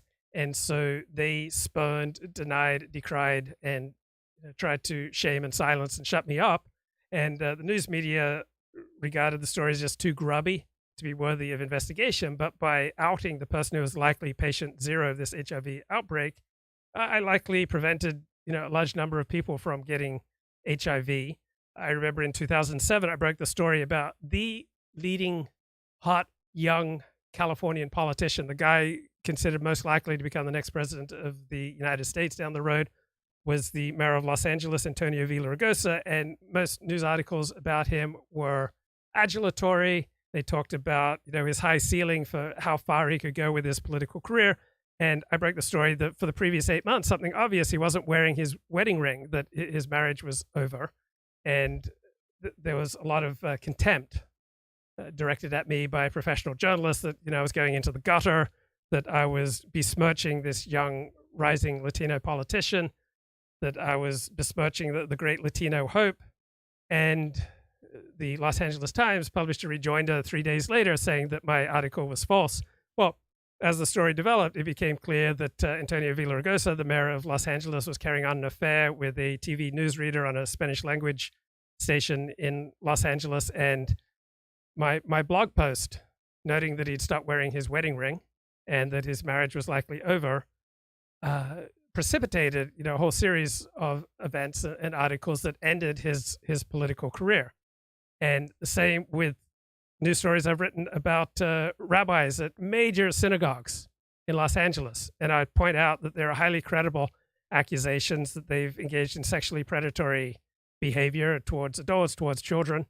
And the Orthodox establishments, such as the Rabbinical Council of California, the single most powerful Orthodox body in California, would deny my report, say we've got zero tolerance for sexual predators in the rabbinate, but it's not true. The typical Jewish practice, typical Orthodox practice is simply to take a rabbi who's accused of sexual misconduct and move him to a different job, even if that sexual misconduct is with minors.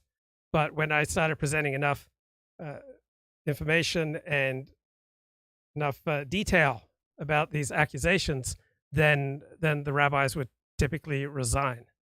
But initially, I would just be treated with contempt. That's why this paper is like you said, it's clever in a way, because a well-written article, it's got a message that most people would agree with, and it isn't hyperbolic in the way that it's written. So what you need to know is the context, and people will be like, the context doesn't matter. It doesn't matter. Right. You're supposed to decouple that from the article itself. And you can, like we said, we read the article and we agree with a lot of the sentiments, and it's very nicely written. So decoupling done, but then let's couple together again. And when you realize the things that have motivated them to write this paper, and the way the game is kind of being played, both academically but also in the public sphere, then you can very quickly see how a lot of those points they made serves as a nice umbrella, I suppose, to do things that are maybe not as high-minded as the paper makes it sound. The inconsistency and the hypocrisy is what kind of bothers me about the paper, because a lot of the things that they're complaining about, they themselves are guilty of, and the people that like them are the ones engaging in it. But they're presenting it as that they have been the victims of this, and they're the victims. And they're very concerned about what scientists are suffering from. But the nice characterization of the public health profession is part of what leads to that vilification. Yeah, no, I know it's very annoying. Like we said at the beginning, I do think in reality these guys have taken pretty extreme positions on a whole bunch of things, thrown their weight around, both in the literature, like you said, but mostly publicly. And that's the kind of thing that is going to draw some flack. So you can't go around like a bird with a wounded wing when that flack comes to you, especially considering the aspersions you've been casting left, right, and center. On the other hand, you have these other figures, who are more on the institutional, closer to the institutional consensus, shall we say, whether it's on issues like lab leak or efficacy of COVID vaccines or a bunch of other issues around public health or whatever. They, on the other hand, I think have been operating like normal scientists should, have not been staking out extreme positions and have attracted a lot more harassment and vilification and so on. Right. Anthony Fauci said what was generally the consensus about 90% of the time. He was aligned with the consensus in his field. He was a civil servant doing the best he could in a difficult situation, got some things wrong, but there's no reason to believe that anyone else who was doing his job would have been significantly better. These guys, largely from the kinds of groups that have been incited by guys like Ioannidis and Prasad. So that's the context, and it's important for understanding this paper. And one thing that I want to mention as well is that, I think Ioannidis' trajectory during the pandemic was something that was, very disappointing to many people, because he was seen as a very significant figure in the methodological reform and, kind of part of the open science or his paper. This is an important point. Like John Ioannidis has published one of the most significant top 5 academic papers in his field in the last 10 years. And many people are amazing and profound and insightful and brave in certain areas of life, and then complete blithering idiots in other areas of life. Like I'm probably top 1% in certain things and, bottom 10% in other things, or bottom 1% in other things. So someone can be insane in one part of their life and brave and insightful in other parts of their life, right? Someone may have a chaotic family life, but be highly responsible in their professional life. Someone might be chaotic in their professional life, but be strong in their family life. Why most published research findings are false was from before the replication crisis, right? And was seen as prescient, right? And he does have good research. That paper is still very good. A lot of the talks that he gave and so on are good, right? And this is a point that people seem incapable of kind of grasping, that people can produce good work. They can highlight problems that are real and do so very effectively. And they can be well regarded for legitimate reasons. And they can become contrarians, conspiracy theorists, promote fringe views. They can have huge egos. Yeah. Right. You can be excellent, one thing, and then become a total kook in another matter. They can get too, I guess, enamored of the spotlight and right. Success is really bad for a lot of people. All right. Power corrupts. Absolute power corrupts absolutely. So with success comes, varying degrees of power, which will tend to corrupt. Of the, public opinion and being a big shot and so on. None of us are perfect. We're all a mixed bag. So yeah, that's. Okay, what type of people are attracted to conspiracy theories, losers, and narcissists? More from Decoding the Gurus. And, it's disparaging, but I don't give a shit because it's true, is they're overweighting their ability to do that. And their confidence is too high.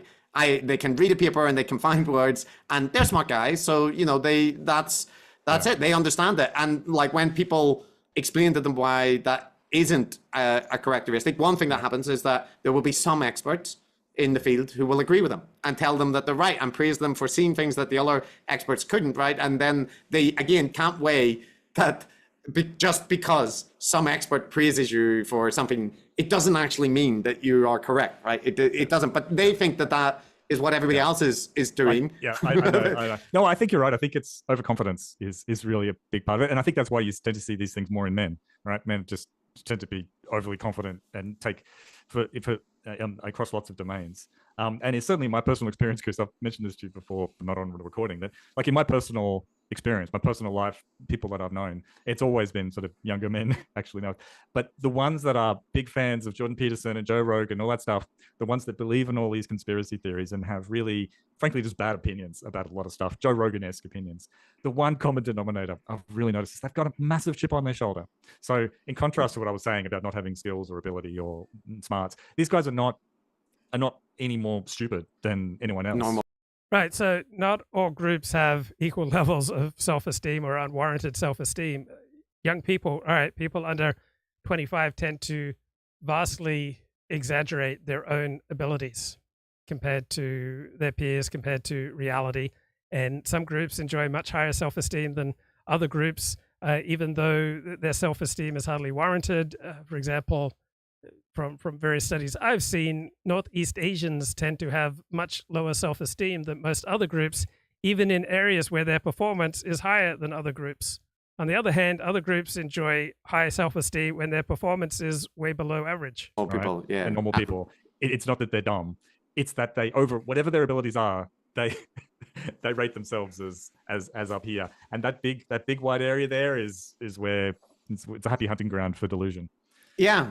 Yeah, well, so there you go. That's my, and I speculating about conspiracy theories and gurus and whatnot, that annoying people we've encountered in our lives. But in this last section, they talk about outstanding questions of future elections. This can sometimes be a good section. So they refers to the authors of an academic paper on conspiracy theories. So it was published in Current Opinion in Psychology, edition 47, back in 2022. So how do the different components of narcissism, including the need for being unique, tendencies towards paranoia, gullibility, and narcissistic neuroticism, contribute to beliefs in conspiracy theories? Bad section. It very much depends. Here they highlight two things: the sharing of conspiracy theories, and whether the effects that they're documenting are unique to conspiracy theories. So I look back on my life, and I have often been quite gullible to conspiracy theories. And I do think it correlates with my need for uniqueness, the need for kind of justification for my life of social ostracism or low social status. Well, at least I see through the BS, right? I'm very familiar with this comforting sentiment that even if I have a whole string of failures in normal areas of life that would be considered vital, well, at least I see through the BS. And I notice this with a lot of dissidents online and in real life. They comfort themselves for their under-earning, for their low status, for their inability to develop and maintain relationships. All right, at least I see through the BS, and frequently this is a delusion. And in the first one, they mention that narcissists' craving for validation and recognition is likely to have implications not only for their beliefs, but also for their behaviors. For example, on social media, narcissists might be ready to share anything that promises to generate engagement and attention. And then they're saying conspiracy theories might be a category that gets engagement and attention, and therefore it doesn't have to just be like they're more a vehicle for attention than they are about the actual contents. Yeah, exactly. Basically, narcissists crave validation and recognition and attention. It could be that they're not particularly prone to narcissism themselves. It's rather just that they've kind of learned that... Conspiracism, you mean? What did I say? Yeah, you said narcissism. Sorry, they're not more prone to conspiracy theories, but rather they've just figured out that conspiracy theories are inflammatory. They get a lot of attention. They get a lot of people saying right on. So it could just be that they tend to espouse more conspiracy theories simply instrumentally. It gets them the validation and recognition they want. And one sort of issue there a little bit is that whenever you describe it like that, it can sound like the person is doing intentional calculation about the strategy to get the most like engagement, right? And that they, like the way that some people envision conspiracy theories, that they're all acting cynically, right? That their motivations are known to themselves. And I don't think that's necessary, right? It can simply be that this provides them the most rewarding feedback, so they engage in more behavior like that. So it isn't the fact that it's the logic of the conspiracy theories that really appeal to them. It is the social dynamic, but it doesn't have to be an intentional understanding and desire to exploit those dynamics. It can be just vibe-based reasoning, right? So I agree with you. Right, we are naturally inclined towards that, which brings us the most attention and love and applause, particularly when we're performing online. And if people notice that they get more love and more connection and more money from their audience if they indulge in bizarre and unfounded conspiracy theories, they're going to face strong incentives to pursue that toxic e-personality. I think you've just reprised what we said earlier, the kind of grifter or true believer perennial. Yeah, question. exactly that. Yeah, you can't, it's very hard to decouple them, and maybe it just doesn't make sense to. Am I still taking modafinil? I take it occasionally. It has a very different effect from Aderall. So I spent a lot of time the last couple of weeks, as you realized by my show last week, coming to terms with the emotional and social side effects of ADHD. Becoming diagnosed with ADHD is among the 5 most significant things that have ever happened to me. And we don't fully understand ADHD. One theory is that ADHD is a reflection of a lack of blood flow to certain parts of the prefrontal cortex. All right. And people with ADHD tend to have diminished executive function, meaning the front part of the brain. And so, according to one video I was listening to, 85% of what the brain does is inhibit. And so I have not suffered from an excess of inhibition. So I have suffered greatly.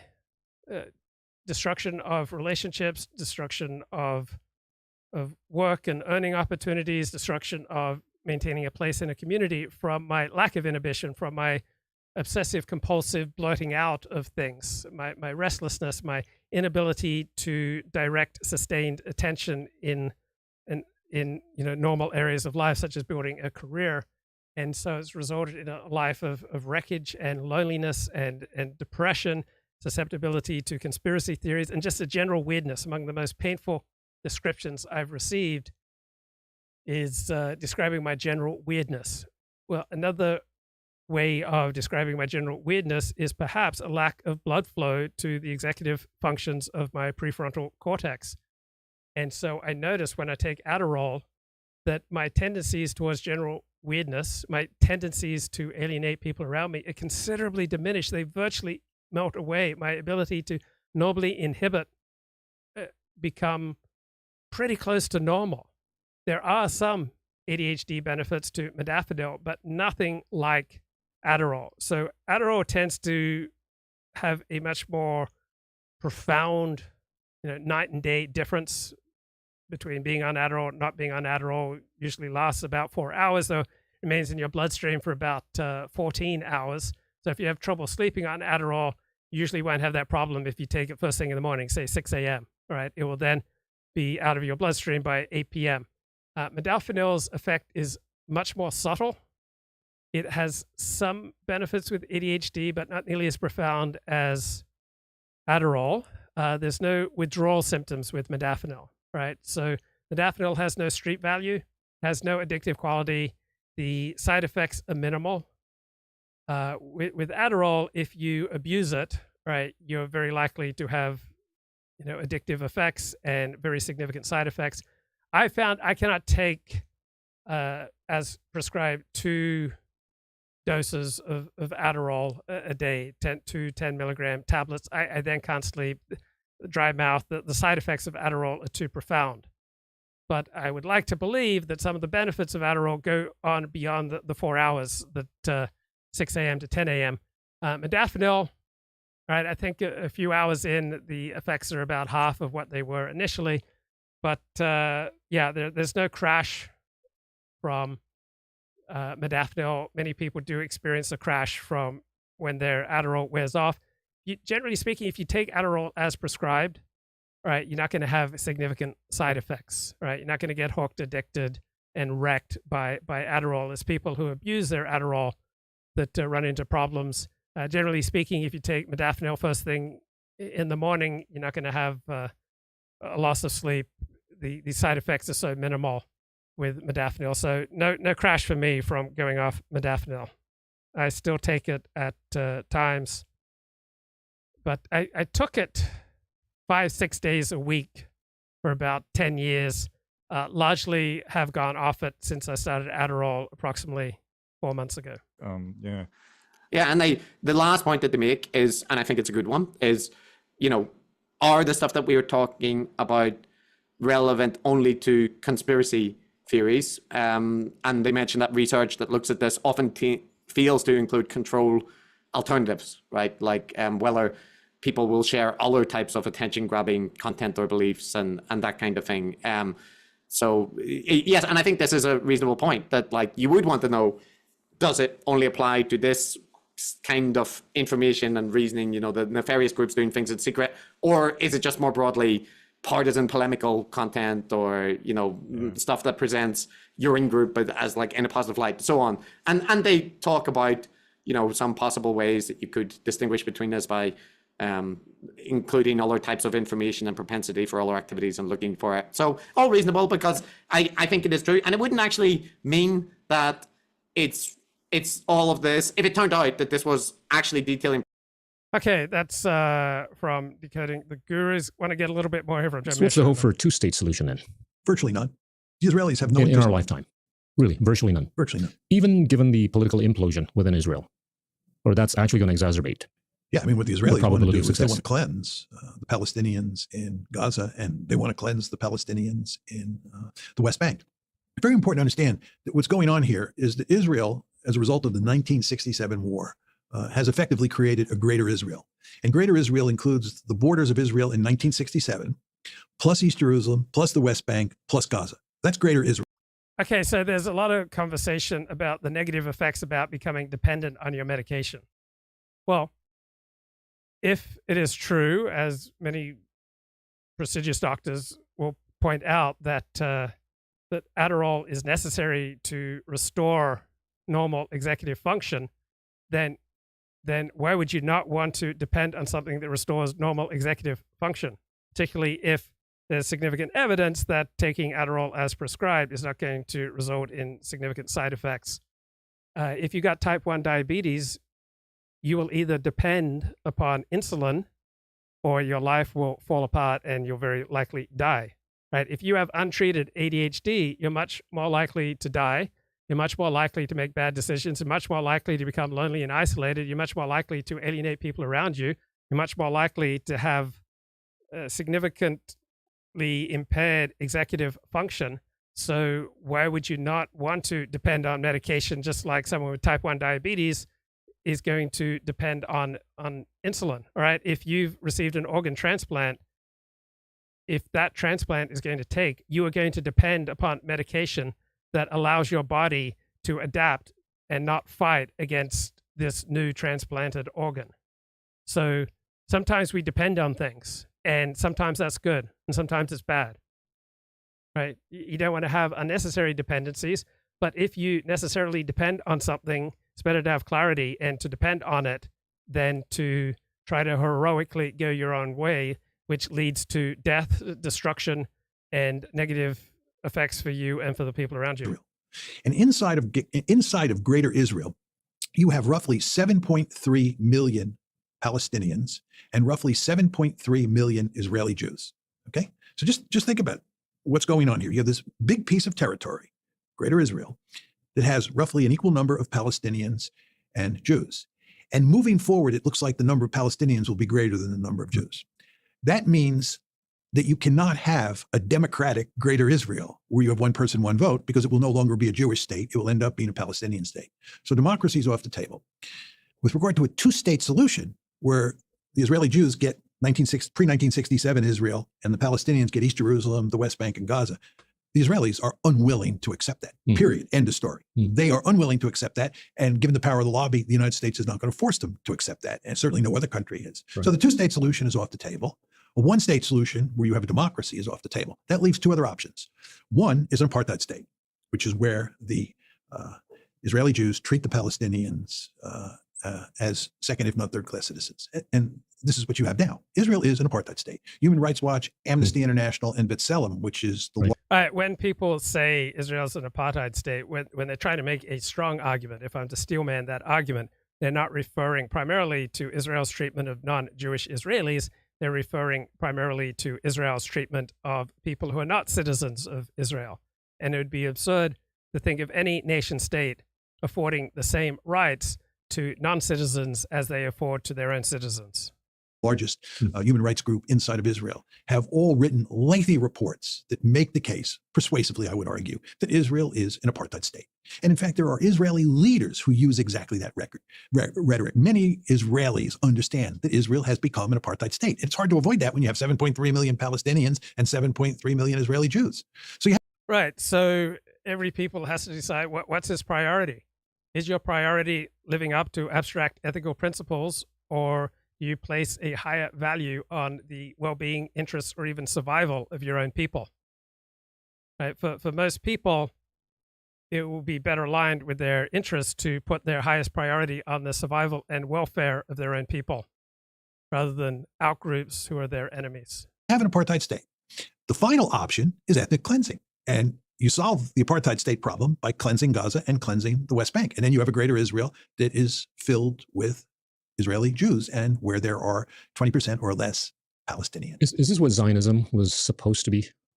There's no Zionism without ethnic cleansing, right? There's no strong nationalism in a difficult part of the world where there's not going to be accompanying ethnic cleansing if that's what it takes for your people to survive and to thrive. Right? Most people will naturally put their own priorities, their own survival, and their own well-being as their number one principle. Or you think the Zionist ideology has evolved over the last few decades? Zionism from the get-go was all about creating a Jewish state. But not to the extent of being genocidal or cleansing, as you... Right. If a people is fighting for survival and it faces a choice, it either becomes genocidal or it itself is genocided. And sometimes that's how the world works. Right? If that people is going to survive, they might have to kill a lot of people. Right? It sure seems to me when I look over the last 70 years that a large number, if not a majority, of new nation states have developed out of ethnic cleansing and frequently out of a great deal of killing. Think about the development of Bangladesh and Pakistan out of what was once India. Right? The emergence of Pakistan came at the cost of approximately 1 million lives. No, the Zionists understood from the very beginning that you had to cleanse. There's no way Jews or Zionists moving out of Europe can come into an area that's filled with Palestinians and create a Jewish state without cleansing the area. They understood that from the beginning. This is very clear from the historical record. The Zionists who came out of Europe and laid the foundation for what is Israel today were very smart people. I mean, they were very smart, very clever. They recognized it was not in Jews' interest or a Jewish state's interest to have Arabs who would likely hate them in their midst. So as much as possible during the creation of Israel, they pushed out Arabs. They weren't able to do it completely because of world opinion and world news media coverage that prevented them from doing the complete ethnic cleansing that they intended to do. And I don't say this as a criticism of the founders of the modern state of Israel. Life is frequently zero-sum. They knew exactly what they were doing, and they understood that they would have to do horrible things to the Palestinians in order to create a Jewish state. It was just inevitable. There's no way you could create a Jewish state otherwise. So ethnic cleansing is not the same as genocide. Right? If the 6 million Jews who died in the Holocaust were simply put in internment camps akin to what Japanese Americans were placed in during World War II, so that more than 99% of them survived, right? It wouldn't be called the Holocaust, right? It wouldn't be regarded as history's greatest crime. So I would rather be moved 10 miles, 20 miles, 100 miles, 5,000 miles. I would rather be moved to a different location than tortured, raped, and murdered, right? There's all the difference in the world between genocide and ethnic cleansing. And yet the two terms are thrown together as though they're equivalent, and they're not, right? Moving people is not nearly as awful as murdering people, right? I would much rather the Germans had put Jews in Europe into internment camps equivalent to what Japanese Americans were placed by America during World War II than into camps of killing. I mean, any normal person would. And to just, think that ethnic cleansing is somehow the equivalent of genocide is absurd. That's why we want that body to remain international waters. So you're saying that you'd be willing to assign a higher probability to something happening in the South China Sea as opposed to the Taiwan Straits? Yes. Involving China? Yes, yes. And you don't foresee that just being limited to a China-Philippines scenario? You see a scenario where the United States might get involved also in the South China Sea? I think so. Okay. I think the Americans cannot afford to let the Chinese beat up on the Filipinos in the South China Sea. It'd be very hard to do that. And that's not because we're philosophically or empathically or emotionally concerned about the well-being of the Filipinos. It's because it would not be in America's best interests. But there's a few other claimant states that are having issues with China. Absolutely. Right? There are a good number of them. And one of them, by the way, is Taiwan. Yeah. Another one, as you well know, is Indonesia. And Vietnam. And Vietnam, yeah. Right. And you were pointing out before that Vietnam now has good relations with the United States. I would argue that a good deal of this is explained by the rise of China. So I'm just saying that I think there's greater potential for conflict in the South China Sea than there is over Taiwan. And of course, the third flashpoint is the East China Sea, the Japanese call the Senkaku Islands, and the Chinese. Would you assign as high probability to that? No, because just to go back to deterrence, right? The reason that you get deterrence, I think robust deterrence now in the Taiwan case, is the Americans will defend Taiwan, right? 2, it's very difficult to cross the Taiwan Straits. Amphibious operations are wickedly difficult. And 3, you have a Chinese army that is not finely honed, okay? So I think the Chinese. Yeah, China hasn't fought any significant military conflict since 1979. So one thing I notice about dissident conversations, dissident online communities, and wider than that is what Janan Ganesh here in the Financial Times calls the rise of bleak chic. So I think I spend about $180 a year subscribing to the Financial Times. I've almost pulled the trigger on spending $150 a year subscribing to Major League Baseball TV online because I'm so excited about Shohei Ohtani joining the Los Angeles Dodgers that part of me wants to watch as much Dodgers baseball as I can. But then there's this Shohei Ohtani interpreter gambling scandal, which might affect the ability of Shohei Ohtani to play Major League Baseball. So I'm waiting to pull the trigger, spending $150 to watch Dodger baseball this year. But I'm still willing to pay $180 for you, for the thriving of this live stream, to read the Financial Times because there are so many important articles. And Janan Ganesh here, I believe he's originally from Sri Lanka, where his ancestors are, talks about all the social incentives are to be a pessimist. And it's true. Remember during COVID, particularly from dissidents, they talked about how COVID restrictions were the start of big government taking away our rights. That we're going to have more and more intrusive government, big government, globalist government taking away our rights, freedom of assembly, freedom of speech, freedom of movement, freedom to worship, that the government was, the Democrats, the socialists, the communists were going to take away our rights. Well, it didn't turn out that way. As COVID lessened in severity, restrictions were removed. And remember when COVID was going to signify the death of cities? Well, there are problems in cities, but the number of people living in cities has quickly rebounded. And there's no widespread public call for show trials or ritual egging in public squares of people who are bearish on cities or people who said that COVID restrictions on human rights were going to be the start of much more intrusive government. All right, people were just wrong, but the people who are wrong paid no price, right? They just slink away and say other hysterical things. So there's an asymmetry in public life, right? If you err on the side of optimism, it will likely dog you forever. As Francis Fukuyama talked about the end of history. But if you err on the side of pessimism, there's almost no cost to it. So it's probably evolutionary psychology at worst. We're not evolved to be happy. We're evolved to survive. And people who are alert to threat, right, are going to be much more likely to survive than people who ignore threats. But this allows a vast amount of pessimistic nonsense to flourish with impunity, particularly on dissident live streams and dissident communities like this one, right? I know a lot of people who just feel a great emotional attachment to the United States descending into civil war. This is incredibly exciting and thrilling to them. I know a lot of people who are depressed who feel a great emotional attachment to interpreting the world around us as descending into another Holocaust or 1930s level repression akin to what Joseph Stalin did with the Soviet Union. And we have this British TV show, The Way, which is directed by Michael Sheen, and it's where a fascist United Kingdom declares war on Wales and its angelic steelworkers. Right? So there's this ingrained belief that gloom equals status, that gloom equals seriousness. And there's an academic who's very popular in many distant circles, Peter Turchin, who forecasts social crises. And he believes that America is without doubt much frailer than Russia.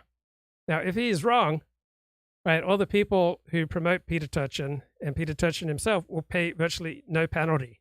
Right? All the guests that I've had on my stream and all the commentators in the chat who made these pessimistic forecasts, which have proved to be completely wrong, right? They pay absolutely no penalty for it, right? A pessimist, by and large, is never disappointed, never held accountable for the nonsense that they spew. Chinese would be deterred in almost all scenarios from attacking across the Taiwan Strait. With regard to the East China Sea, you're dealing with Japan. Japan is a major power. I don't believe it's a great power. It's a major power, has a lot of military capability, and it's joined at the hip with the United States, right? So the United States would come to the rescue of the Japanese if trouble started, and even if fighting started in the East China Sea. We would not sit on the sidelines. Deterrence in the South China Sea is trickier. Well, as a Southeast Asian, I would try to make an argument that. So someone sent me a cranky tweet from some bloke calling him, he calls himself Dr. Ben Braddock, but in his interviews, he admits not only is he not a doctor, he's not a health professional in any way, he is most famous for promoting ivermectin and all these COVID cures, many of which are not backed up by any evidence. And he's a crank. And I realized this when I did a little bit of investigation of him, and I've then further realized to my distress that I was following this crank on Twitter. So a friend sent me this tweet of Dr. Ben Braddock, all right, a pseudonym, not a doctor. The rise of sober as an identifying thing feels recent, but it's about 90 years old and tied to the identity obsession that arose in the era of social media. He doesn't know what he's talking about, right? Sober has been a significant identity for millions of people for the last 70 years. Rather than quitting a bad habit and moving on, sobriety is not about quitting a bad habit, right? Sobriety is about choosing life and stopping to choose death. Those who embrace this identity still define themselves in reference to the old habit. Well, he doesn't understand. It's not a habit, right? Taking on religion, for example, rarely cures an addiction. And trying to become more moral rarely cures an addiction, right? Addiction is a physiological thing, and it requires a physiological and spiritual solution. It's a strange departure from the formerly dominant low church Christian sensibility of being washed clean, born again, with sin no longer remembered.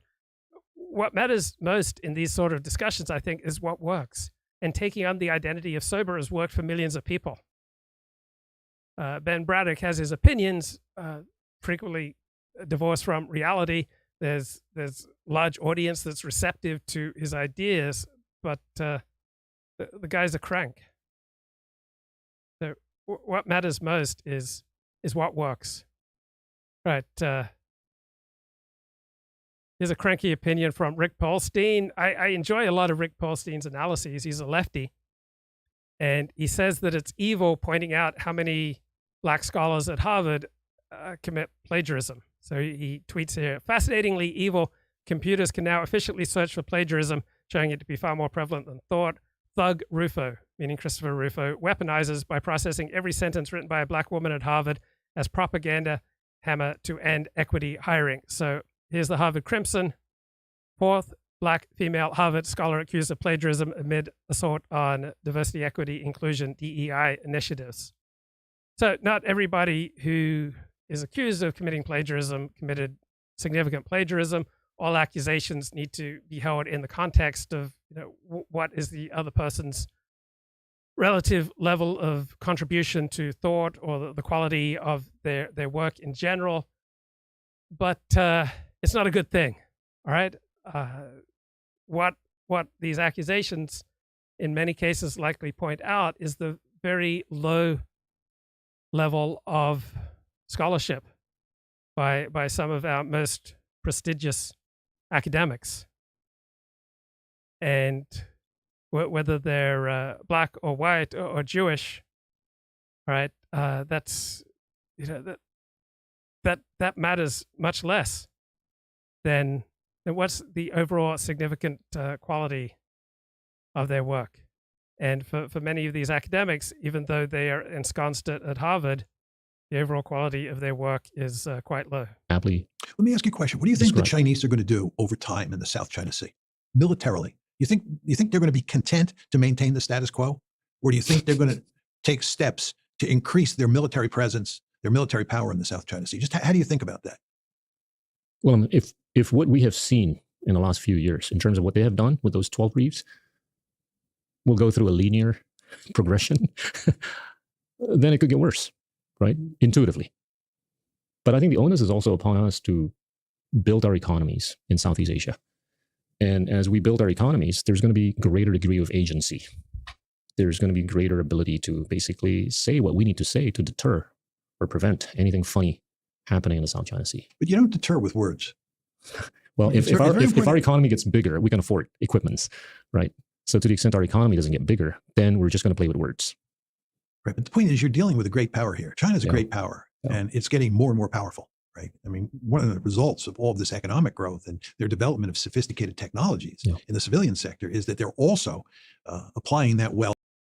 Okay, let's talk about something that really matters. Like, what the hell happened to Skip Bayless, right? The creator of compelling debate sports TV shows. I've been reading Skip Bayless since at least 1980. I remember the one time I got to interview, or at least have the opportunity to ask Tom Landry questions. I walked up to him after the 49ers had defeated the Cowboys in a December 1985 regular season game. And as I walk up to Tom Landry in the locker room, he is talking to other sports writers and saying, well, I haven't spoken to Skip Bayless in a couple of years. So there's one time I had the opportunity to interview Tom Landry, the longtime Dallas Cowboys head coach. He was talking about Skip Bayless, and Dr. Lowell Cohen, all right, PhD in English literature, great San Francisco Bay Area sports columnist, said to me in an interview about 15 years ago that Skip has ability to put his finger on the pulse of what sports fans want to talk about better than any other sports personality that he's known. But since Shannon Sharpe has left the Skip Bayless TV show Undisputed, the show just doesn't work anymore with Richard Sherman,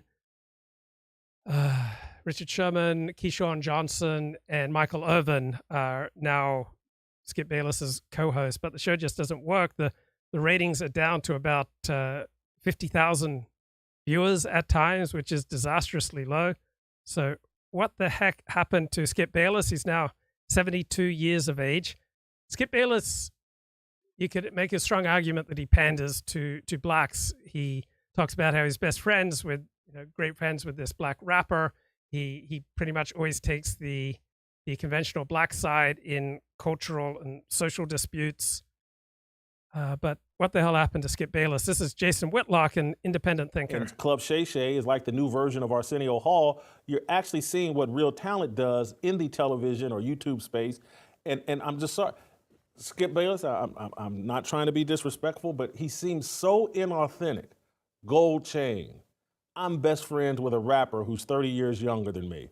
I'm wearing Air Jordan shoes. I'm a 70-something-year-old white guy pretending to be a 35-year-old black guy. It just doesn't work. Yeah, look, in defense of Skip, though, he's old. It's time for him to retire anyway. It is what it is. Muhammad Ali should have retired after he beat Leon Spinks in their rematch. Guess what? He had a couple more fights. Larry Holmes, and then it was Trevor Berbick. most people, they want to hold on to the very end. The other thing is, even on that show, the makeup of that show with all those NFL guys and Michael Irvin and Keyshawn, sometimes he feels as though he does not belong on that panel. Like, he barely says a word, then he's in the background. There were 20 minutes, he might chime in, and it's like, well, wait a minute, we don't even need Skip. We just need the 3 NFL guys. Okay, question from the chat. Does plagiarism accord with my hero system? No, obviously not. But not every accusation of plagiarism is equally credible. Not every act of plagiarism is equally severe. Accusations of plagiarism need to be weighed up against a person's body of work. Now, the former president of Harvard, whatever her name was, she did not have an impressive body of work. So the accusations proved devastating because they pointed out how pathetic she was as a scholar. I thought the makeup of the show should have been basically Michael and Skip. That's it. When you started adding on all these other names, in my view, Jason, in that particular situation, more was less, and it became very much less of Skip Bayless. I said this years ago. I gave, hey, guys, you got a great commitment to Skip Bayless. You need to be loyal to him. But what Skip Bayless is capable of doing now, and this, I don't even want to pretend like it's my idea. Dang it. So some people, such as myself or Skip Bayless or anyone, we're great in certain contexts. The context changes. Like Shannon Sharpe leaves, and Skip Bayless's show is just falling apart. So much of life is situational, right? Certain situation, I thrive. Other situations, I'm completely lost and pathetic. Other situations, I easily fall prey to my worst instincts. So Skip Bayless is great in certain situations, or at least he was once. But now maybe the ethos has changed. People are perhaps less interested in debate sports TV, outrage sports TV, and maybe they want something that's more informative. Name of the executive that suggests. So Skip Bayless has been great, like so many pundits, at saying provocative things, right? He has commanded attention for decades and been well paid and achieved status, all right, by being so incredibly provocative. So Skip Bayless has prioritized saying attention-grabbing things rather than telling the truth. And there is an enormous audience for outrage TV, and there's an enormous audience for provocation, and there's not as immediately and visceral an audience for truth-seeking. But truth-seeking does wear better, generally speaking, than the outrage dialogue. Said it to me years ago. I can't recall it. I'm sorry. I apologize. He worked at Fox Sports for a long time, but he wanted to do a Judge Jason show. And this was, let's say, 2000. So Colin Cowherd, great TV and radio sports personality, he made an important point in an article in The Ringer back in 2016 talking about Donald Trump's affinity with a lot of sports talk radio. He made the point that the money in sports talk radio and sports talk TV is in being interesting, not in being right. And that's true with punditry and live streaming personalities as well. The money, generally speaking, the audience, the popularity, and the status accords with being interesting rather than being right. 2010, he wanted to do this. 2009, Judge Jason, and he wanted, it's like where I officiated sports debates. I didn't want to do a Judge Jason show, and so I told the guy, no, I still like writing. I got other things I want to do. But a Judge Skip show would actually work, where people came, where two people came in and had some sports debate, and Skip rendered some ruling over who won the debate or who's on the right side. That's all he can do. Putting him in a conversation with any of these modern, current black athletes is not going to ring authentic. It's not going to be interesting, because what does Skip do when anything turns racial? He panders, and he tries to disavow. Hey, I'm not a 70-year-old white guy. I'm the coolest. I'm Eminem. I'm a rapper, and it just doesn't work. Yeah, so Jason, that's what he brings. Skip Bayless is the two-legged white guilt. That's what he brings. And but here's the thing. But here's the discussion. If on Fox I say, Skip, you've had a great run. All right, this is Steve Kim speaking here with Jason Whitlock. You've done this for most of your adult life. You've written some great books. It's now time for you to retire. Get out. Honestly, I don't, okay, he's declining to a point where he's no longer worth it, right? Well, Jason, this is the reality. One day, you're going to be jettisoned from the business, and I will be jettisoned from the business, right? Just like every football player is going to be forced to retire. They won't play the game of football. Okay, it's Skip Bayless's run. And whether you like him or not, he had a very successful run. He made a lot of money. He did make an impact, whether you hate him or love him. So, okay, that will do it for today.